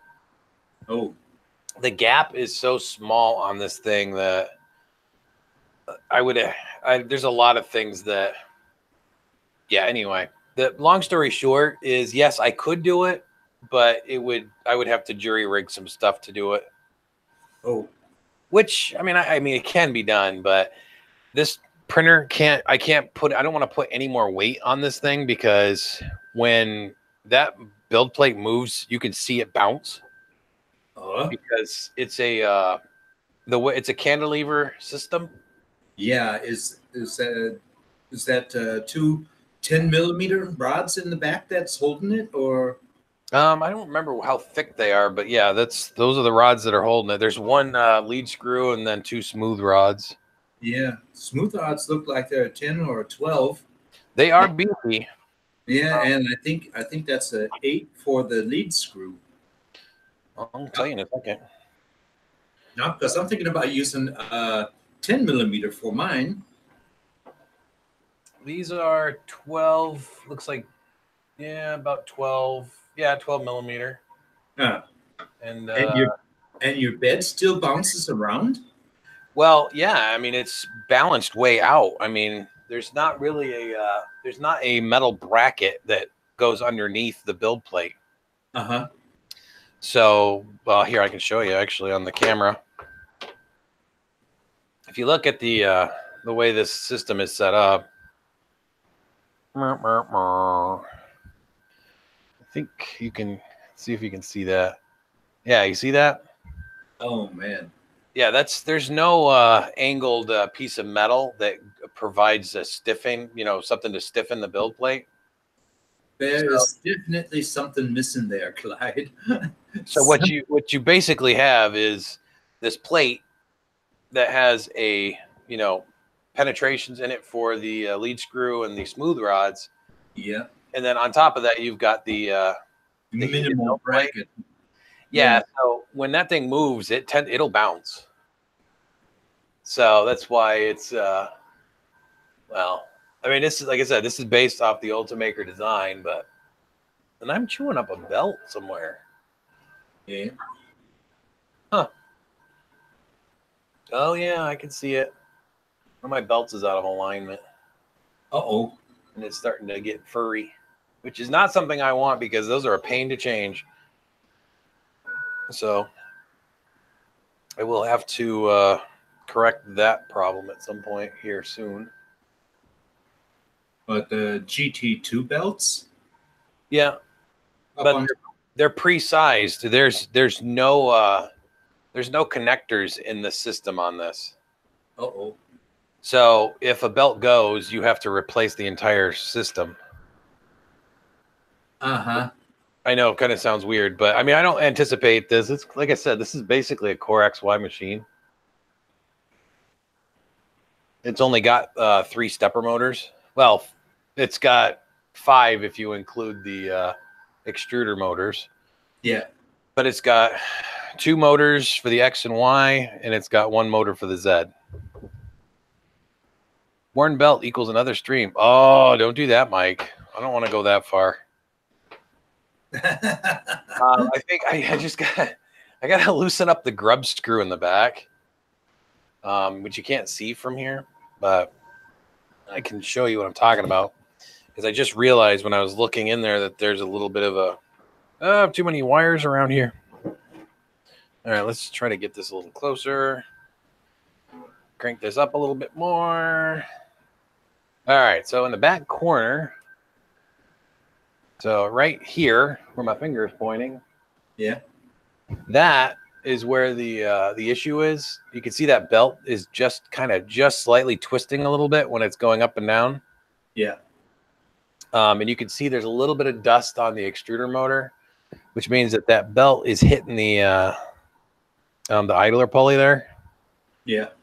So what I'm gonna have to do is I'm gonna have to take the grub screw and I'm just gonna have to loosen it up a little bit and bring it, this way just a tiny bit. And that should correct it. So for some reason it's not quite straight like it should be. Yeah. So here's looking down on the printer. So yeah, we're gonna get through I think we're gonna start the second layer here in a second. We'll see how that goes, and then we'll probably call the stream for the day because, like I said, I have to get out of here and Is that is that now the second try for your maker coin? This is the third. The third try. Yeah, I made some adjustments earlier. I thought it was because I had the wrong nozzle selected, which was part of my problem. Uh-huh. But it turns out that was not the actual problem. So Okay. the actual problem was that my filament was set by default to 2.85 millimeter because it's an Ultimaker clone. That's a good question, Mike. I have not had to do it yet. So I think I can get them through the vendor on AliExpress. But in terms of the reality, I don't know for sure yet because I've never had to do it. All right, let's see what happens. Well, this second layer, it doubles in speed. Yeah. So if the problem is fixed, then the infill pattern should be what it's supposed to be instead of looking like foam. Yeah. But the problem is I've had issues with this printer before, so I couldn't be sure that that was the actual issue. Huh. But seeing what I'm seeing now, I'm going to go with that was definitely the issue. Looking better now? It's looking better, but I got a couple of bump points where it's going to take a few layers to smooth that out. Uh-huh. Well, because I had to cut the first eighth of the layers off. Nice. So, most likely, Mike, yes. They tend to take their sweet time. But again, it also depends on the relationship with the vendor and whether or not they have parts being stored. This is M. Hi, M. I'm just kidding, Ron. But still, you said M. Oh, yes, we are live for a little bit longer. I'm getting ready to kill the stream because I've got a couple of things to do for my birthday. Like sit on my butt and do nothing, but other than that. But watch the screen for a few moments. I have to mute my microphone for a minute because there's somebody I need to talk to that just arrived. I'll be right back.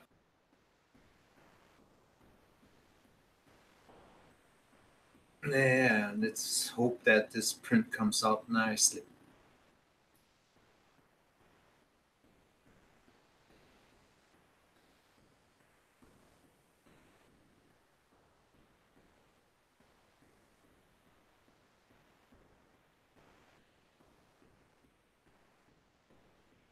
Oh yeah, that's right. Somebody has a birthday today.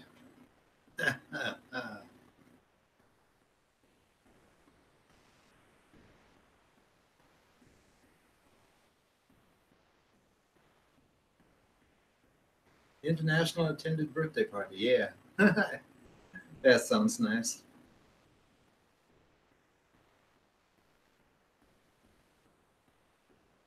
Skull Splitter Dice Ultimate D&D RPG giveaway? No thanks.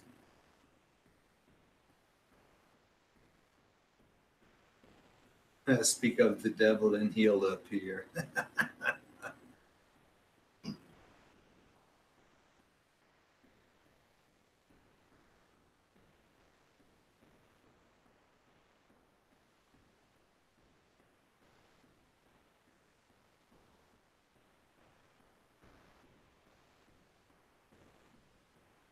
Man, I was giving you bad time in the chat. Oh, wait a minute. I need to get something. Hey. Oh.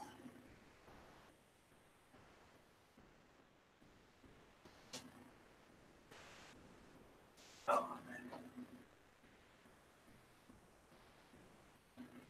man. Definitely hard to smoke one when everything is laying too far away from you.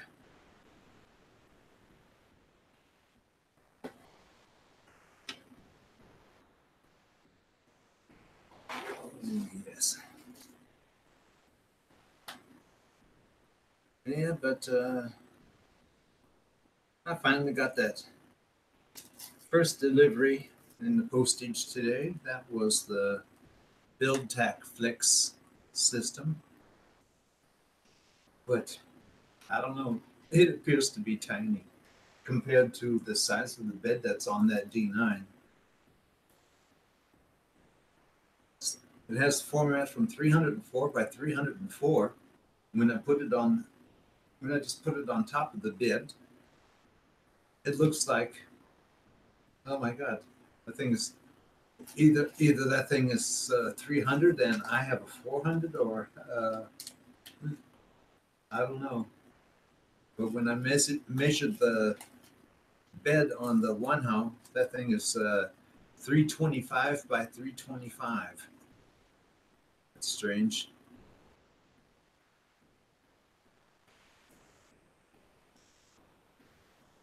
That means when I put that flex system on it, I'm going to have to center it out in some way.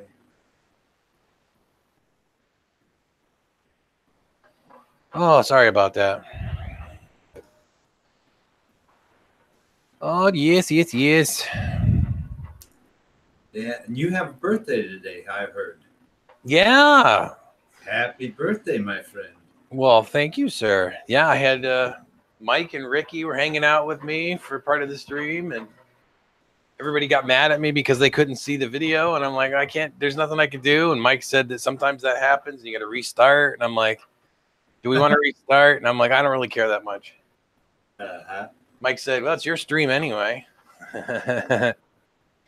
So it's really weird, though. I just, you know, one of those things. I tried doing a stream from the Mac and it didn't work at all. So.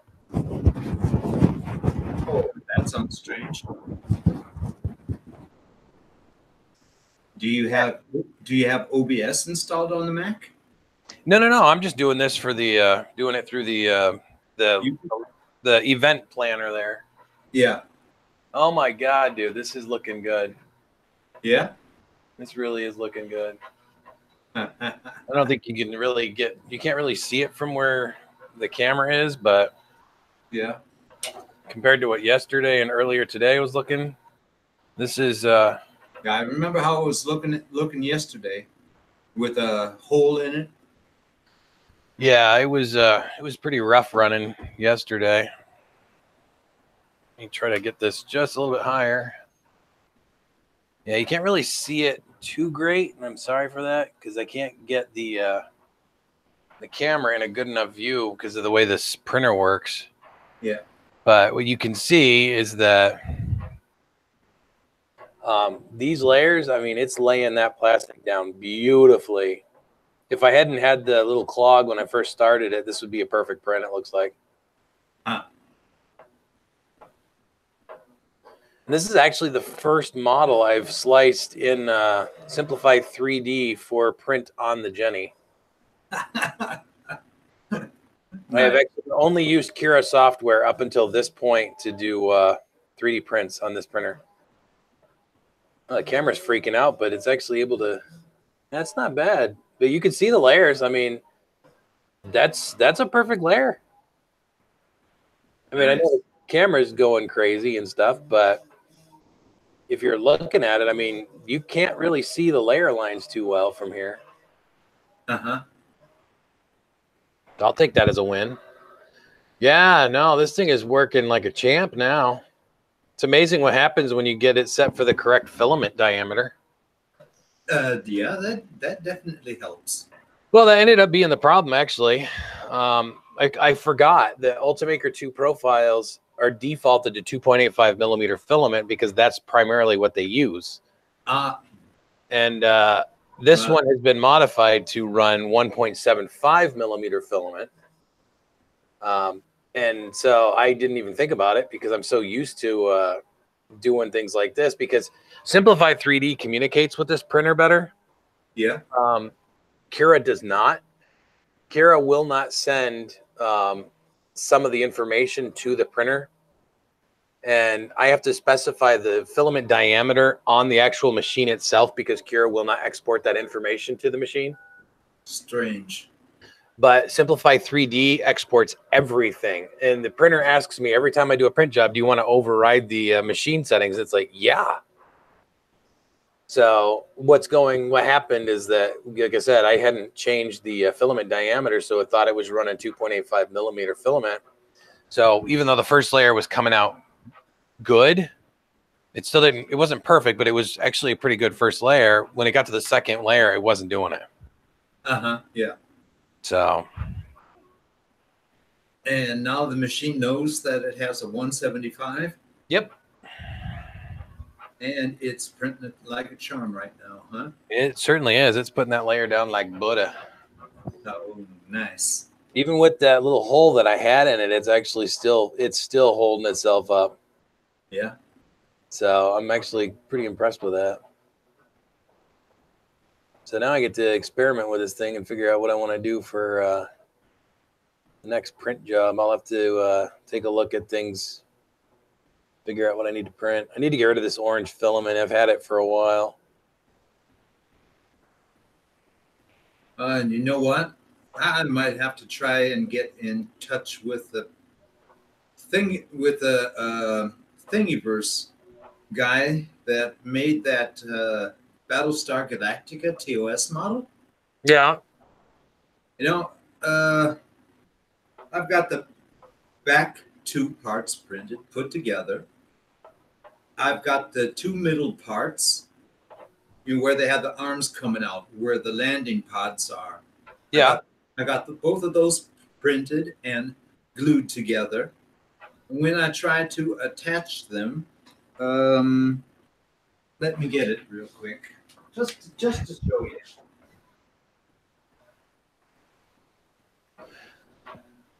Yeah, that is true, Ron. Yeah, I've got the I mean, to be fair, the Jenny hasn't ever not worked. Really, it's always needed some maintenance. Oh my God, that's funny, Mike. Thank you for that. Here you go, Clyde. Oh yeah, look at that. Here's the back two parts. And you see this front part right here. Yeah. You see it has a small bevel in it, right? Yeah. Yeah. And here are the two middle parts. Oh, that warped like crazy. Yeah. There's a little bit of a warping in it. Yeah, that's a bit of warpage. Yeah, there's a bit of warpage. I don't know why. Too much filament. I think they were printing like this on the bed. I don't know. It might have lifted up from the bed a little bit. Well, that's the one. When you have a really, really tight or high amount of filament on a part that size. Yeah. That is undoubtedly, I mean, that's going to happen unless the printer's tuned perfectly. Yeah. And it looks like the red one's the one that warped. I'm not sure. It looks like the blue. It looks like the blue one is warped here. Yeah, it does. And then over here, it looks like the red one is warped here a little bit, or I don't know, both of them here or something like that. Yeah, no, but my problem is when you look here, look how big this is. Yeah. And then, for example, here's the front part that would go on here. And then all I'd have to do is just print the nose cone. The problem is, if I take this and try and put it on here, my problem is it won't fit correctly because this part is too small. Oh. This part right here, that is too small compared to this. Well, even with the extra width you got from the warp. Yeah. Huh. Yeah. And the strange thing is when I compare this with this, those two fit together almost perfectly. This one is about 5 millimeters wider. Well, I'm glad you found that in the model before I started printing one. Yeah. So now the big problem is, I enlarged this thing piece by piece with only 150%. Sent it to the printer, printed it with 150%. Question is, are these things too big from the beginning? Well, I mean, you can always test that by doing the first, do the first 8 layers on each one and try piecing them together that way. Yeah, that's what I'm going to have to do. I'm going to have to reprint these. Well, maybe. I mean, I would start by trying to figure out which ones are out of scale first. I mean, like I said, I would just start try to print out the. You might be able to do it in vase mode, but it would be kind of tricky. But you could do like the first like 8 layers and then stop the printer, pull it off the build plate, and then compare it. Yeah, that way you can see which ones are doing what. Yeah, because the problem is right now, you know, I've got the complete base printed. Yeah. Yeah, I've got the complete base printed. Both of these parts, they pass together perfectly, which is really strange. You know, this one with 150%, this one with 150%. Which slicer are you using? S3D. Did you try putting all of those pieces together in S3D first to see if they fit together? No, I didn't. Yeah, I would try that too. That would be easier because just you have to line them all up and stuff, and it's not going to let you fit them all on the build plate. But I mean, you could always try to put them together that way, or make yourself a fictitious printer with a giant build surface. That way you can assemble it. Yeah.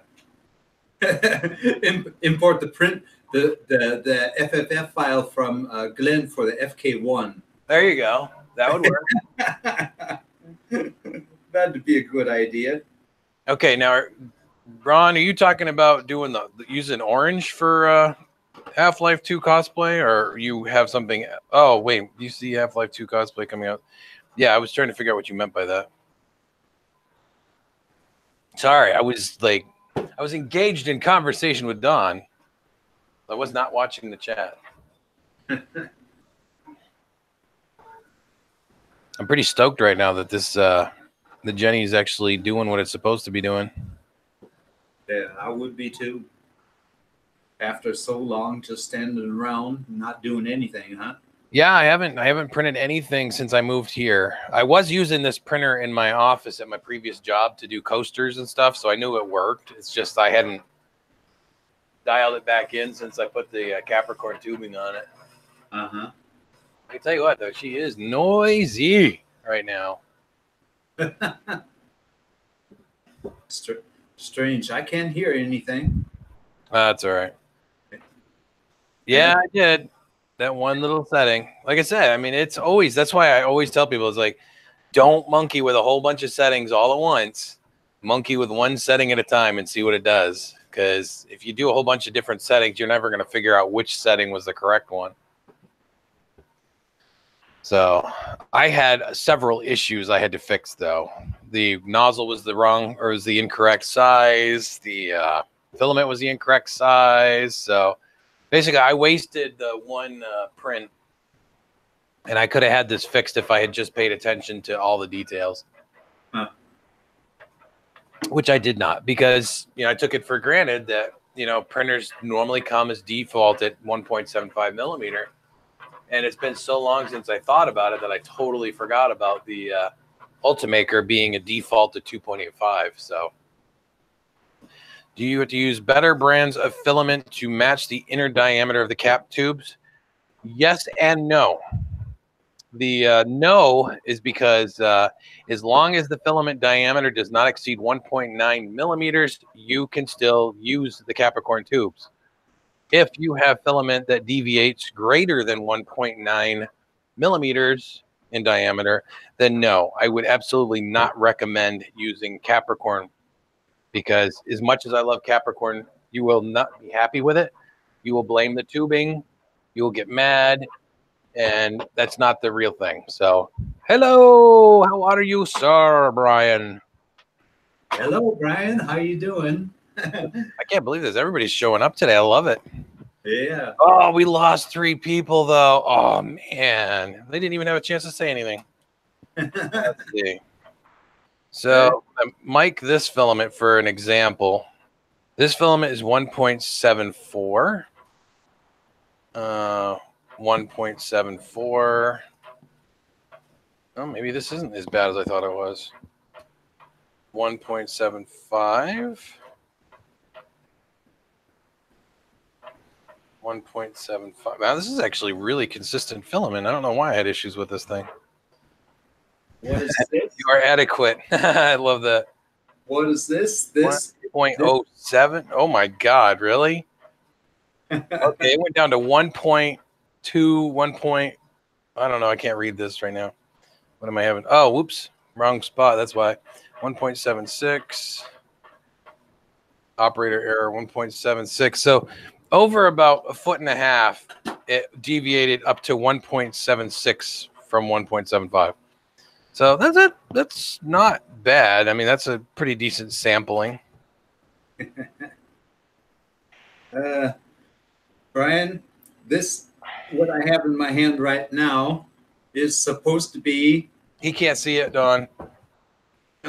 With the exception of the front part, then where the nozzle is, this would be. Yeah. Yeah, Don. If he joins the Hangout, he'll be able to see it, but he can't see it from right now because it won't switch. Oh man. They got the audio, but the video is not going through for some reason. Oh, that's strange. Yeah, I know. And which brand? Oh, this was the Anycubic filament that I was looking at. That is Don's voice. It's just that the camera's not working. It's not sending the feed to the YouTube right now. And I didn't reset the stream because this was a first attempt at it. So yeah, but, I'll be making a video on this as soon as it's finished.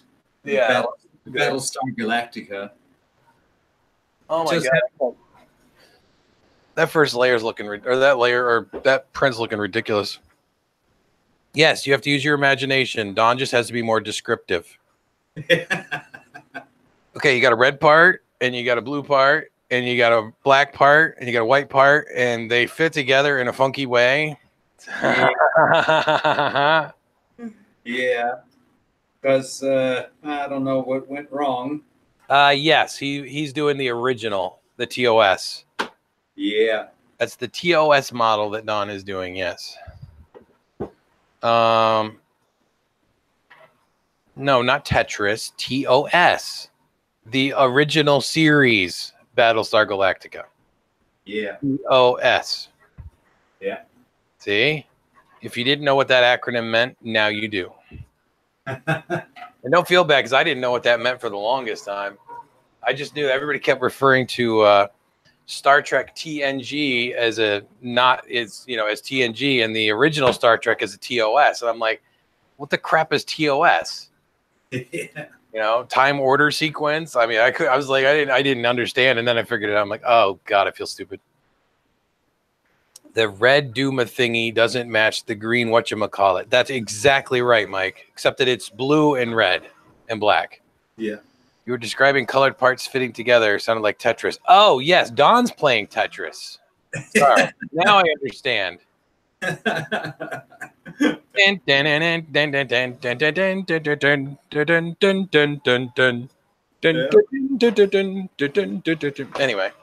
I used to love that game. Yeah, who knows? me and my mother used to compete on Game Boy. Or not Game, was it Game Boy or the computer? I can't remember which.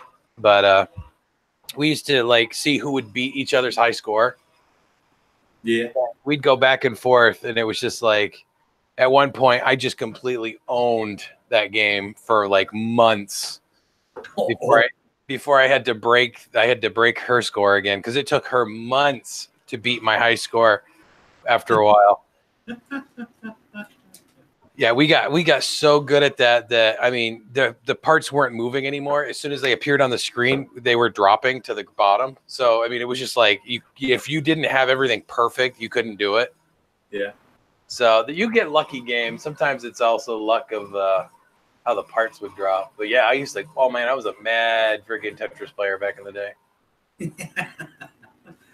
Yeah, I can remember playing that on the PC for a long, long time. Yeah, I think I blew the speaker out of my Game Boy because I played that music so much. Colorblind filter was on by accident. See, that makes sense. I understand now.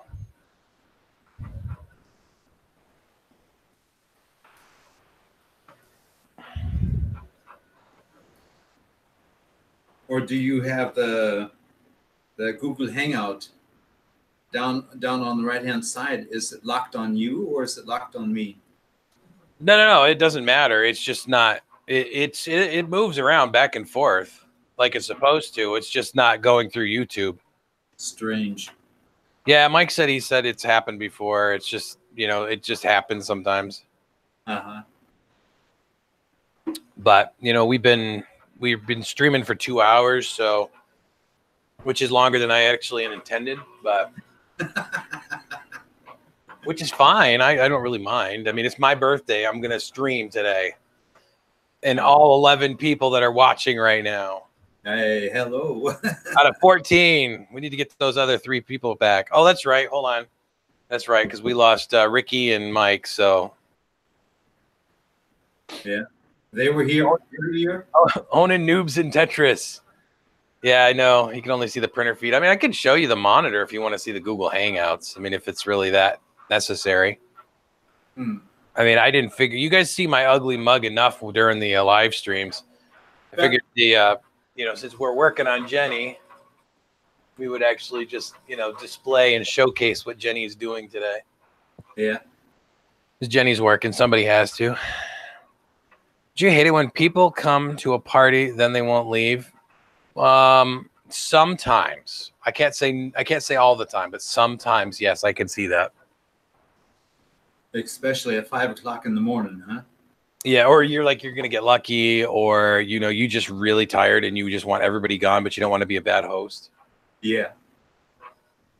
Like, I invited people, and it's like, but I didn't tell them when they had to leave, and they're having such a good time, but now they don't want to leave, and I want them to leave. Yeah. You know, I always get complaints. Oh, no, I lost 2 more. Dun, dun, dun.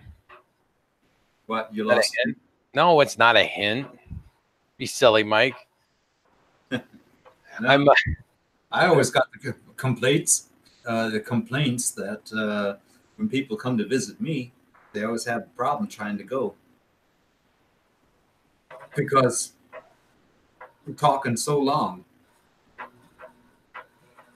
and just having a good time, you know. Look at that layer butter. Even though this thing is god awful loud, it's putting down a nice layer.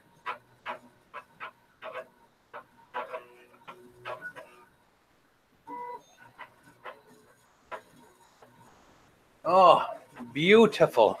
Beautiful.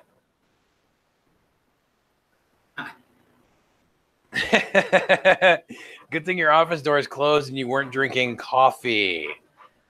Because LOLing with coffee in face makes big mess. Yes. I'm actually almost done with my coffee. Oh. I do have so much fun, like, hanging out with everybody, though.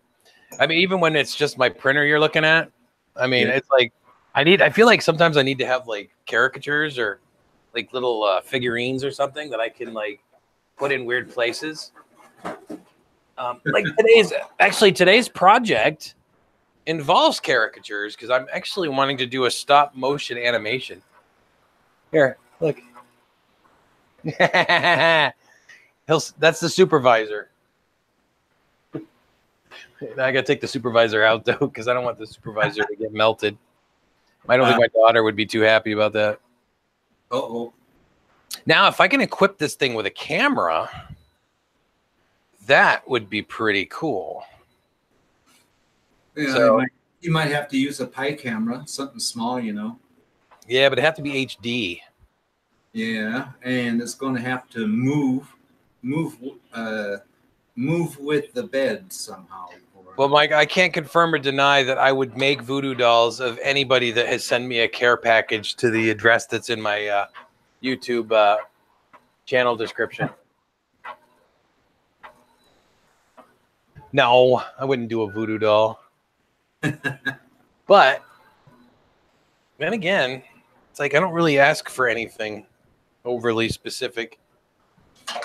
All right, what else? As visors go, that's super all right. See, this is why I love having you guys in here to hang out with, because you just make me laugh. So what do we want? I got to figure out what to employ Jenny with, because, you know, Jenny's doing okay. Jenny seems to be having a good time at this point. Yeah, one of the things that we were talking about too is life with an OBJ file. Because one of the things that we can do with the Jenny that we can't do with any other printers that I have in here is do multicolor prints. Yeah. Oh, no, no, no. I'm not going there, Brian.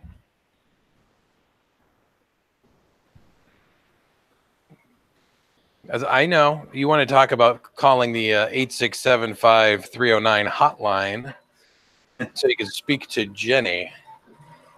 Yeah. I know that's where you were going with that. Oh, no. See, you always get one step ahead of me on those. An OBGYN file. Yeah, I don't know. Oh, yeah, I got to stop. I can't. I have to keep this channel G-rated. Sorry. Oh, my God. I almost said what I was going to say. And let's just say that it involved the way that the file's parsed and split. And I said, I need to stop that comment before it comes out. Yeah. Oh, God, Brian, you're awful. Oh, I thought I was supposed to be the bad king of puns, but I guess that's not true anymore. Brian just owned me on bad puns. Although the fact that I know what you're saying probably indicates that I'm just a horrible, horrible pervert at this point. Brian's going to pass out, by the way, because he's laughing so hard. Uh-huh. He's like, God, I'm glad my office door is closed and I got a box of tissues because I'm crying right now. Oh, God, Brian, okay, that's enough, dude. It's getting dark in here. No, I don't think we will ever look at my Maker coin the same way again. Speaking of which, what does everybody think of the new 2019 Maker coin? I love it. I think it's definitely got some promise. Yeah. I don't feel like I need to redesign it. I don't know what to do on to make it look better. To tell you the truth. Well, I know it's got some. It's definitely got a little bit of a. There's a trouble spot when it prints, but I don't think that's going to be a deal breaker. Yeah, I didn't have any problem at all with it. Mike, you're jaded. Of course you're going to say that. The only thing better than my Maker coin in orange is this in orange. Even though technically it should be blue, but you know, it looks really good in orange.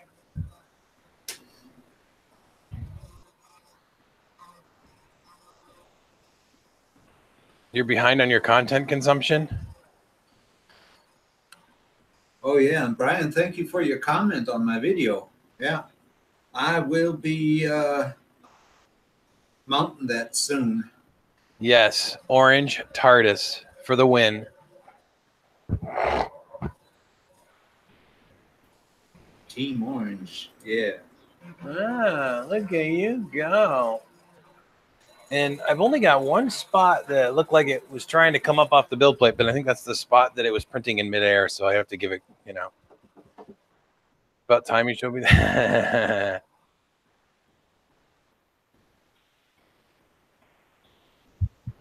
How's that working for you, dude? Is that like walking and chewing bubble gum?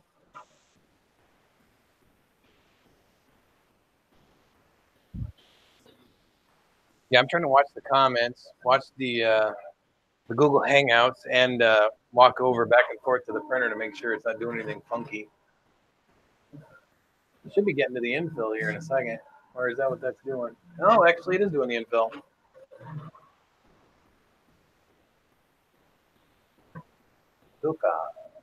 Yeah, and I went with, I know Brian's going to say something, but I went with the rectilinear infill pattern. You do one then the other? Oh, that's all right. It's like when I have to watch this on my my TV at home, I can't comment unless I got my phone.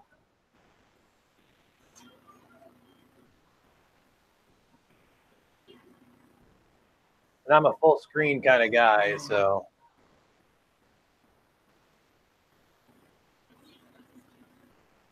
Orange and blue TARDIS for Walter. Okay. Well, we can do that, but you're going to have to slice the file for me because I haven't done an OBJ file like that. I'm not saying it again, Brian.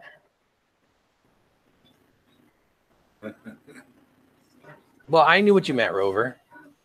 We could do that for Walter, though. I will have to make a new spool holder, though, because the one on the back of the printer got smashed when I moved it. Well, not when I moved it. It's when I was putting it back on. And I went to tap it so it would go in because it's got 3 prongs on it. And when I slapped it, it ended up breaking it. I was like, oops. So actually, maybe that's what we could slice next. I just got to find that file. I think I have it somewhere.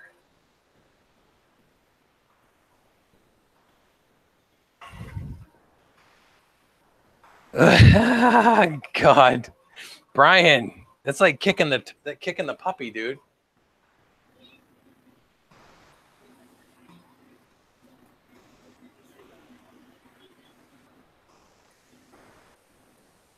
This is amaze balls. That is, I'm loving this. Cannot tell you how happy I am. I can imagine it. It is fan-freaking-tastic, man. When it's in focus. Oh, yeah.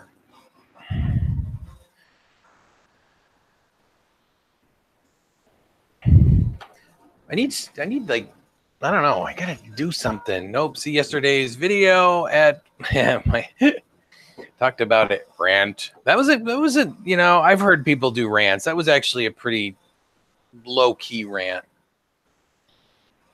Having lunch catered. Yeah, you better. All right, hurry up, Brian. Bring some back for us, buddy. So yeah, if anybody wants me to do a dual color print on this printer, I will be happy to try it. But you will have to send me an OBJ file with the layers in it because I've never done it. And I don't know how well this printer will do it. But I will be happy to try it because I've never done a dual color print. I have no idea how to do that. But I do have 2 hot ends on this thing. And I believe both thermistors and heater cartridges are working. I don't know for sure, but I would be willing to try it. Hopefully it wouldn't blow up my power supply.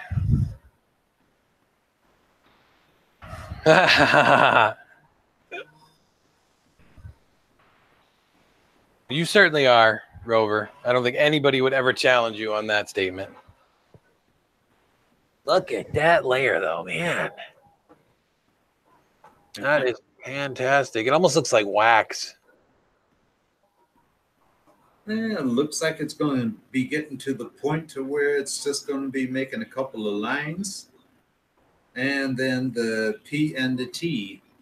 Well, and right now it's showing as it has 2 hours left. The print?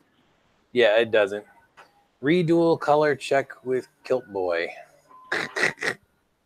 They have 3 different multicolor systems ordered. Wish at least one will arrive soon. You see, I would love to. I think the only one I'm interested in getting right now is the Palette 2 Plus, or the Palette 2 Pro, I mean. That would be the only one I'd be really interested in because that would work on all of my printers. And if I decided to run Octoprint on the Chiron and the CR10S, it would be fairly straightforward to control the Palette 2 Plus with that software. So, at least from what I'm understanding. Oh my God. It's Joe. Buddy, I love you, man. And thanks for coming in. We're troubleshooting the Jenny today. So my video is nowhere near the quality of yours, though, buddy. Hey, Glad- Joe, how you doing? Don here. Yeah, glad to see you're awake out in Malta. How's the new job going? Yeah, and I'm unemployed now.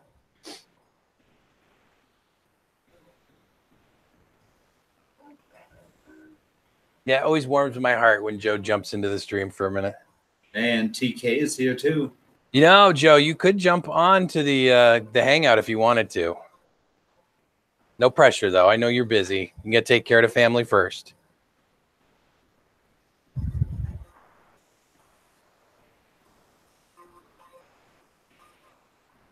Yeah, we were just talking about a bunch of things today. One being the pellet extruder that I got to research for what I'm calling the house printer, which is the 3D printer that we've been trying to design for more than a year. And we have some, we're looking at like how we want to do the action, whether we want to use linear rails or what quality linear rails we want to use. Yeah, go get your dinner, buddy. Put your legs up, go relax for a few minutes before you got to go babysit printers. I always appreciate when you jump in. You know that. It's been a while, though. I've got to catch one of your live streams soon.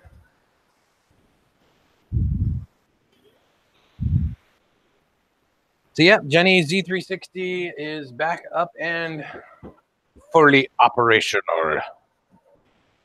Well, at least at the moment, she's fully operational. And it's raining hard out there. Oh man. Yeah, we had that rain. We had a rainstorm yesterday. Here, it was pretty nasty. So yeah, I got to do a dual color print too. So if anybody wants to send me an OBJ file, dual color TARDIS that I can print in orange and blue for Walter, I would be happy to do that. But I have to put another nozzle on this thing first. So well, that might be something I can ask Joe if he can do, because I know Joe's done the dual color stuff. So maybe I'll send Joe an email or a tweeter and ask if he can help me with that, or see if anybody else knows how to do it. I don't know. I've always wanted to visit Malta, mostly just so I can meet Joe.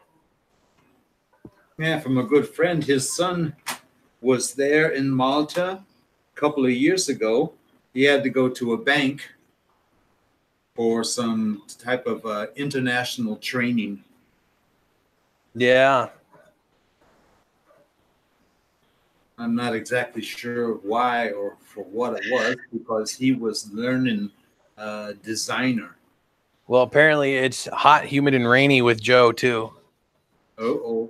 Yeah, and Joe, like I said, if you're still on, if you know anybody that can help me with a dual color print, I have to try the Jenny at some point because I'm terrified of it, to be honest.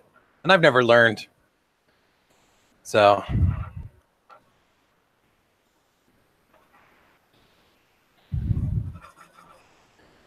Oh, goodness gracious. This live stream is going. Huh? That's crazy, dude. I've got all kinds of cool people that have jumped into the stream today. Well, Yeah. I just need to figure out how to split a TARDIS, which is here. I'll show you real quick. We got the this is a Thingiverse model, not one of the paid ones. This is the Raspberry Pi case, and I would love to 3D print one of these for Walter at Country 3D in orange and blue.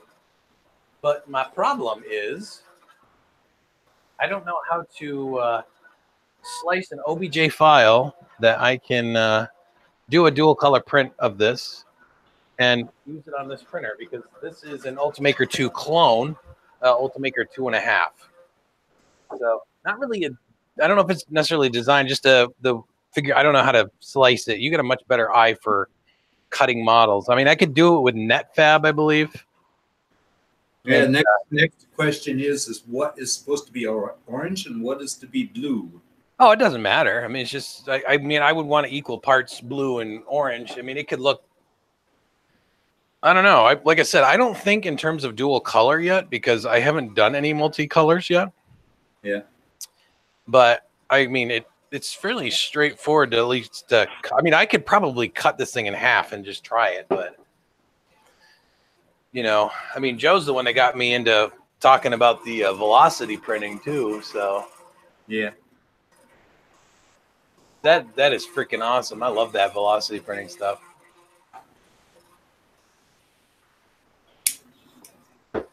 Oh,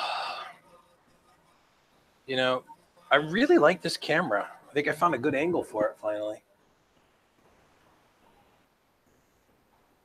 Windows and panels orange or just Windows? Well, on this printer, we would want to make sure that there's orange and blue on every layer. And the reason I say that is because these do not have retracting multi-heads. Both heads are static, so they do not move, which means that if I don't keep extruding filament out of each head independently, I'll probably have a collision at some point. Mesh mixer is what I use to create multicolor models. I will take a look at that shortly when I get to the house, as I'm in the lab right now. Yeah. What is strange, what I do not understand, isn't it normal that when it's printing one color, the other head will retract the filament so that no filament will come out? Well, yes, in theory, that's exactly what will happen. In practice, though, even when you retract, you still have a little bit of residue that remains in the nozzle. So what can happen is over time, it's going to drop that filament just a little bit at a time. Oh. And I'm also concerned about heat creep. This is an Olsen block. So the way it's cooled it's not the same as the J heads can be. So, but I'm writing that down, Joe. So thank you for that. I haven't tried that. I did hear you say that in your video once. Or more than once, actually. Brian's saying Walter said that he was using too a mesh mixer. System needs more memory. Yeah, well, my computer at home is good on memory. It's just it's so old that it's starting to die. The laptop here has like 8 gig of memory, which is like, or 4 gig. I can't remember. No, it's got 4 gig of memory, so it's not really that great for doing stuff. Yeah, right. There's a video about how to do the multi using mesh mixer. Oh, okay. Maybe I have seen that one. I have seen all of Joe's videos, so I'm gonna have to go look back and see which one that was.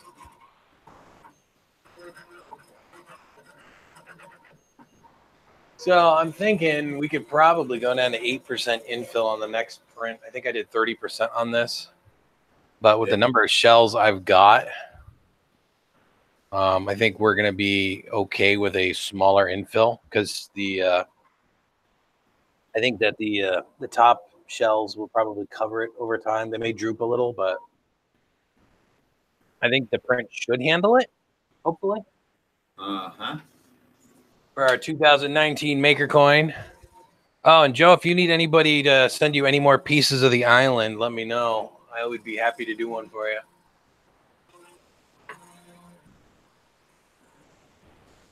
I missed out on the first run because everybody jumped in it so fast. It was like, I missed it. I got the Chiron and the CR10S now to play with. So, and the Chiron's actually doing awesome. I think out of the box, the Chiron does a better job than the CR10S. Wow. Well, like I said, that's a loaded statement too, because the CR10S is actually much easier to level in some ways. Yeah. And you can do the mods where you can do the micro stepping. But the Chiron actually does it standard. So it's like, other than the weirdness that I get in the mesh on the bed, like I don't know why, but some parts of the grid always do the up and down. So, all right, buddy. Thank you for stopping in. We really do appreciate it. And you too, bud. And again, like I said, we love you. And we'll continue watching and pushing your videos. Yeah, take care, Joe. Speaking of which. But yeah, the CR10S, it does a good job. you know, for like out of the box assembly. I mean, the assembly process is very similar to both, you know, the Chiron and the CR10S. I like the power supply and the way they mounted all the extra pieces underneath it. Yeah. Give that man a wrench. Okay. I'll give him a wrench. Hold on. Do it right now. He's gonna laugh. There we go. All right, he's got a wrench. Sorry, Brian.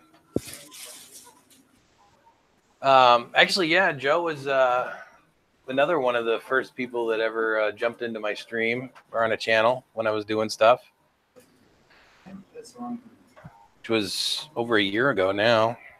I was lucky. I got to see when Joe started, and I've seen how fast he's grown just because he's such a great guy. But he's very sincere, you know. He does everything, you know. You get a wrench. You get a wrench. Everybody gets a wrench. Can't see anything going wrong with that.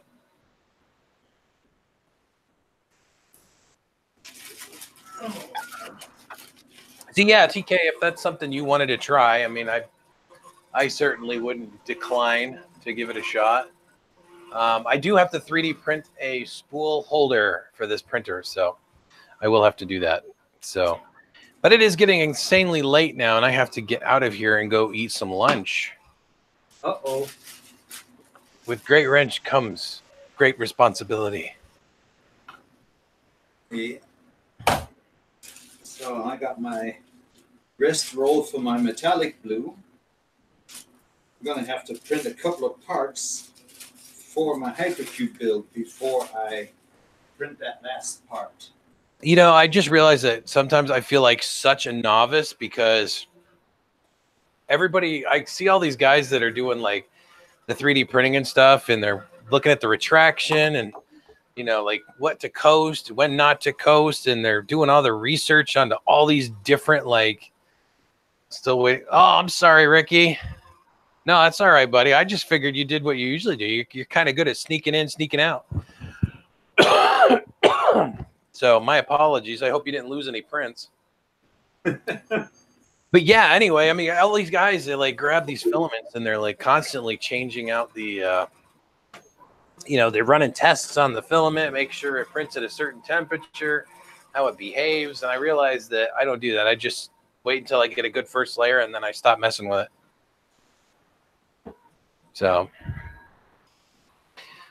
but anyway, you know, now that everybody's back and I got to leave, but I want to make sure that everybody knows that I always do appreciate everything you guys do, especially in the comments and, you know, engaging with me when I do my stuff. And for everybody that's, you know, hung out with me on the stream or will hang out with me on this in a stream in the future, because that is just plain awesome. We got Jenny running. Jenny's going. TK sounds like he's going to be working on a dual color print for me, so it means I'm going to have to actually put the second nozzle and another Bowden tube on there. And I'm going to have to look and see, do I have any blue filament? Yes, I do. And we're going to have to figure out how to input it too, because I've never done that. So we have this much blue filament, and it looks like a hot mess. Oh yeah, that's a big hot mess. So we're gonna have to fix that. So we're gonna pull some of this filament off the spool while I say I'm gonna be leaving in a second. All right, I think we're okay. I don't think it crossed, but whew, I don't like seeing that though. It kind of gets crazy. So I got my blue filament in. Now I have to look and see where I got the parts. Yeah, and TK, if that is something you feel like doing and or you have done already, you can just message me direct if you want, bud, and I'll pull it out. All right, so we should have a sufficient amount of blue, maybe. It looks like we've got about 70 meters left, so if that's not enough to do a TARDIS, I think then we got the wrong, you know, we got other problems. So I got the blue filament. we've got some orange filament on the back. It looks like we got about a half of a, maybe a little under half of a spool. So I'm sorry for the cough. I'm still getting over the cold. Oh, I'll be right back. I'll be right back. I should be able to be on with everybody tomorrow, the same bat time, same bat channel. And Egon Spangler, don't cross the filament. Yeah, I know. You have no idea. You just wait, okay? If I do this tomorrow, you're going to get firsthand me getting really angry. If what happens now that happened originally happens again. But then again, when I tried doing the dual color in the past, I didn't really have any inkling on what to do other than just being somewhat, informed like I am now. So we are going to see tomorrow because we are not doing this today. If I have to, I will try to slice a model tomorrow. So anyway, Don, thank you for joining me today, bud. And to everybody else that has showed up today, thank you for being here. And I really look forward to doing this again. This was a lot of fun today. We had a lot of people here today. It was a great stream. So I will see you guys on the next stream, which hopefully will be not too long from now. Yeah. And I have some Patreon stuff to do too as well. Oh, and Don jumped back in, so just in time for me to say bye to Don. Yeah, take care, man. Thank you for the entertainment today, Brian. Tomorrow's Friday. That means that Mike will be streaming. Yep. And I'm going to try and get on that. And tomorrow will be part 2 of what I'm doing. We're going to try and I'll see if I can get a dual color print to put on there. I don't know yet. We'll see. That'll be yes, anybody in the chat going to stream next? Okay, this is important. Ricky asked, I must deliver an answer.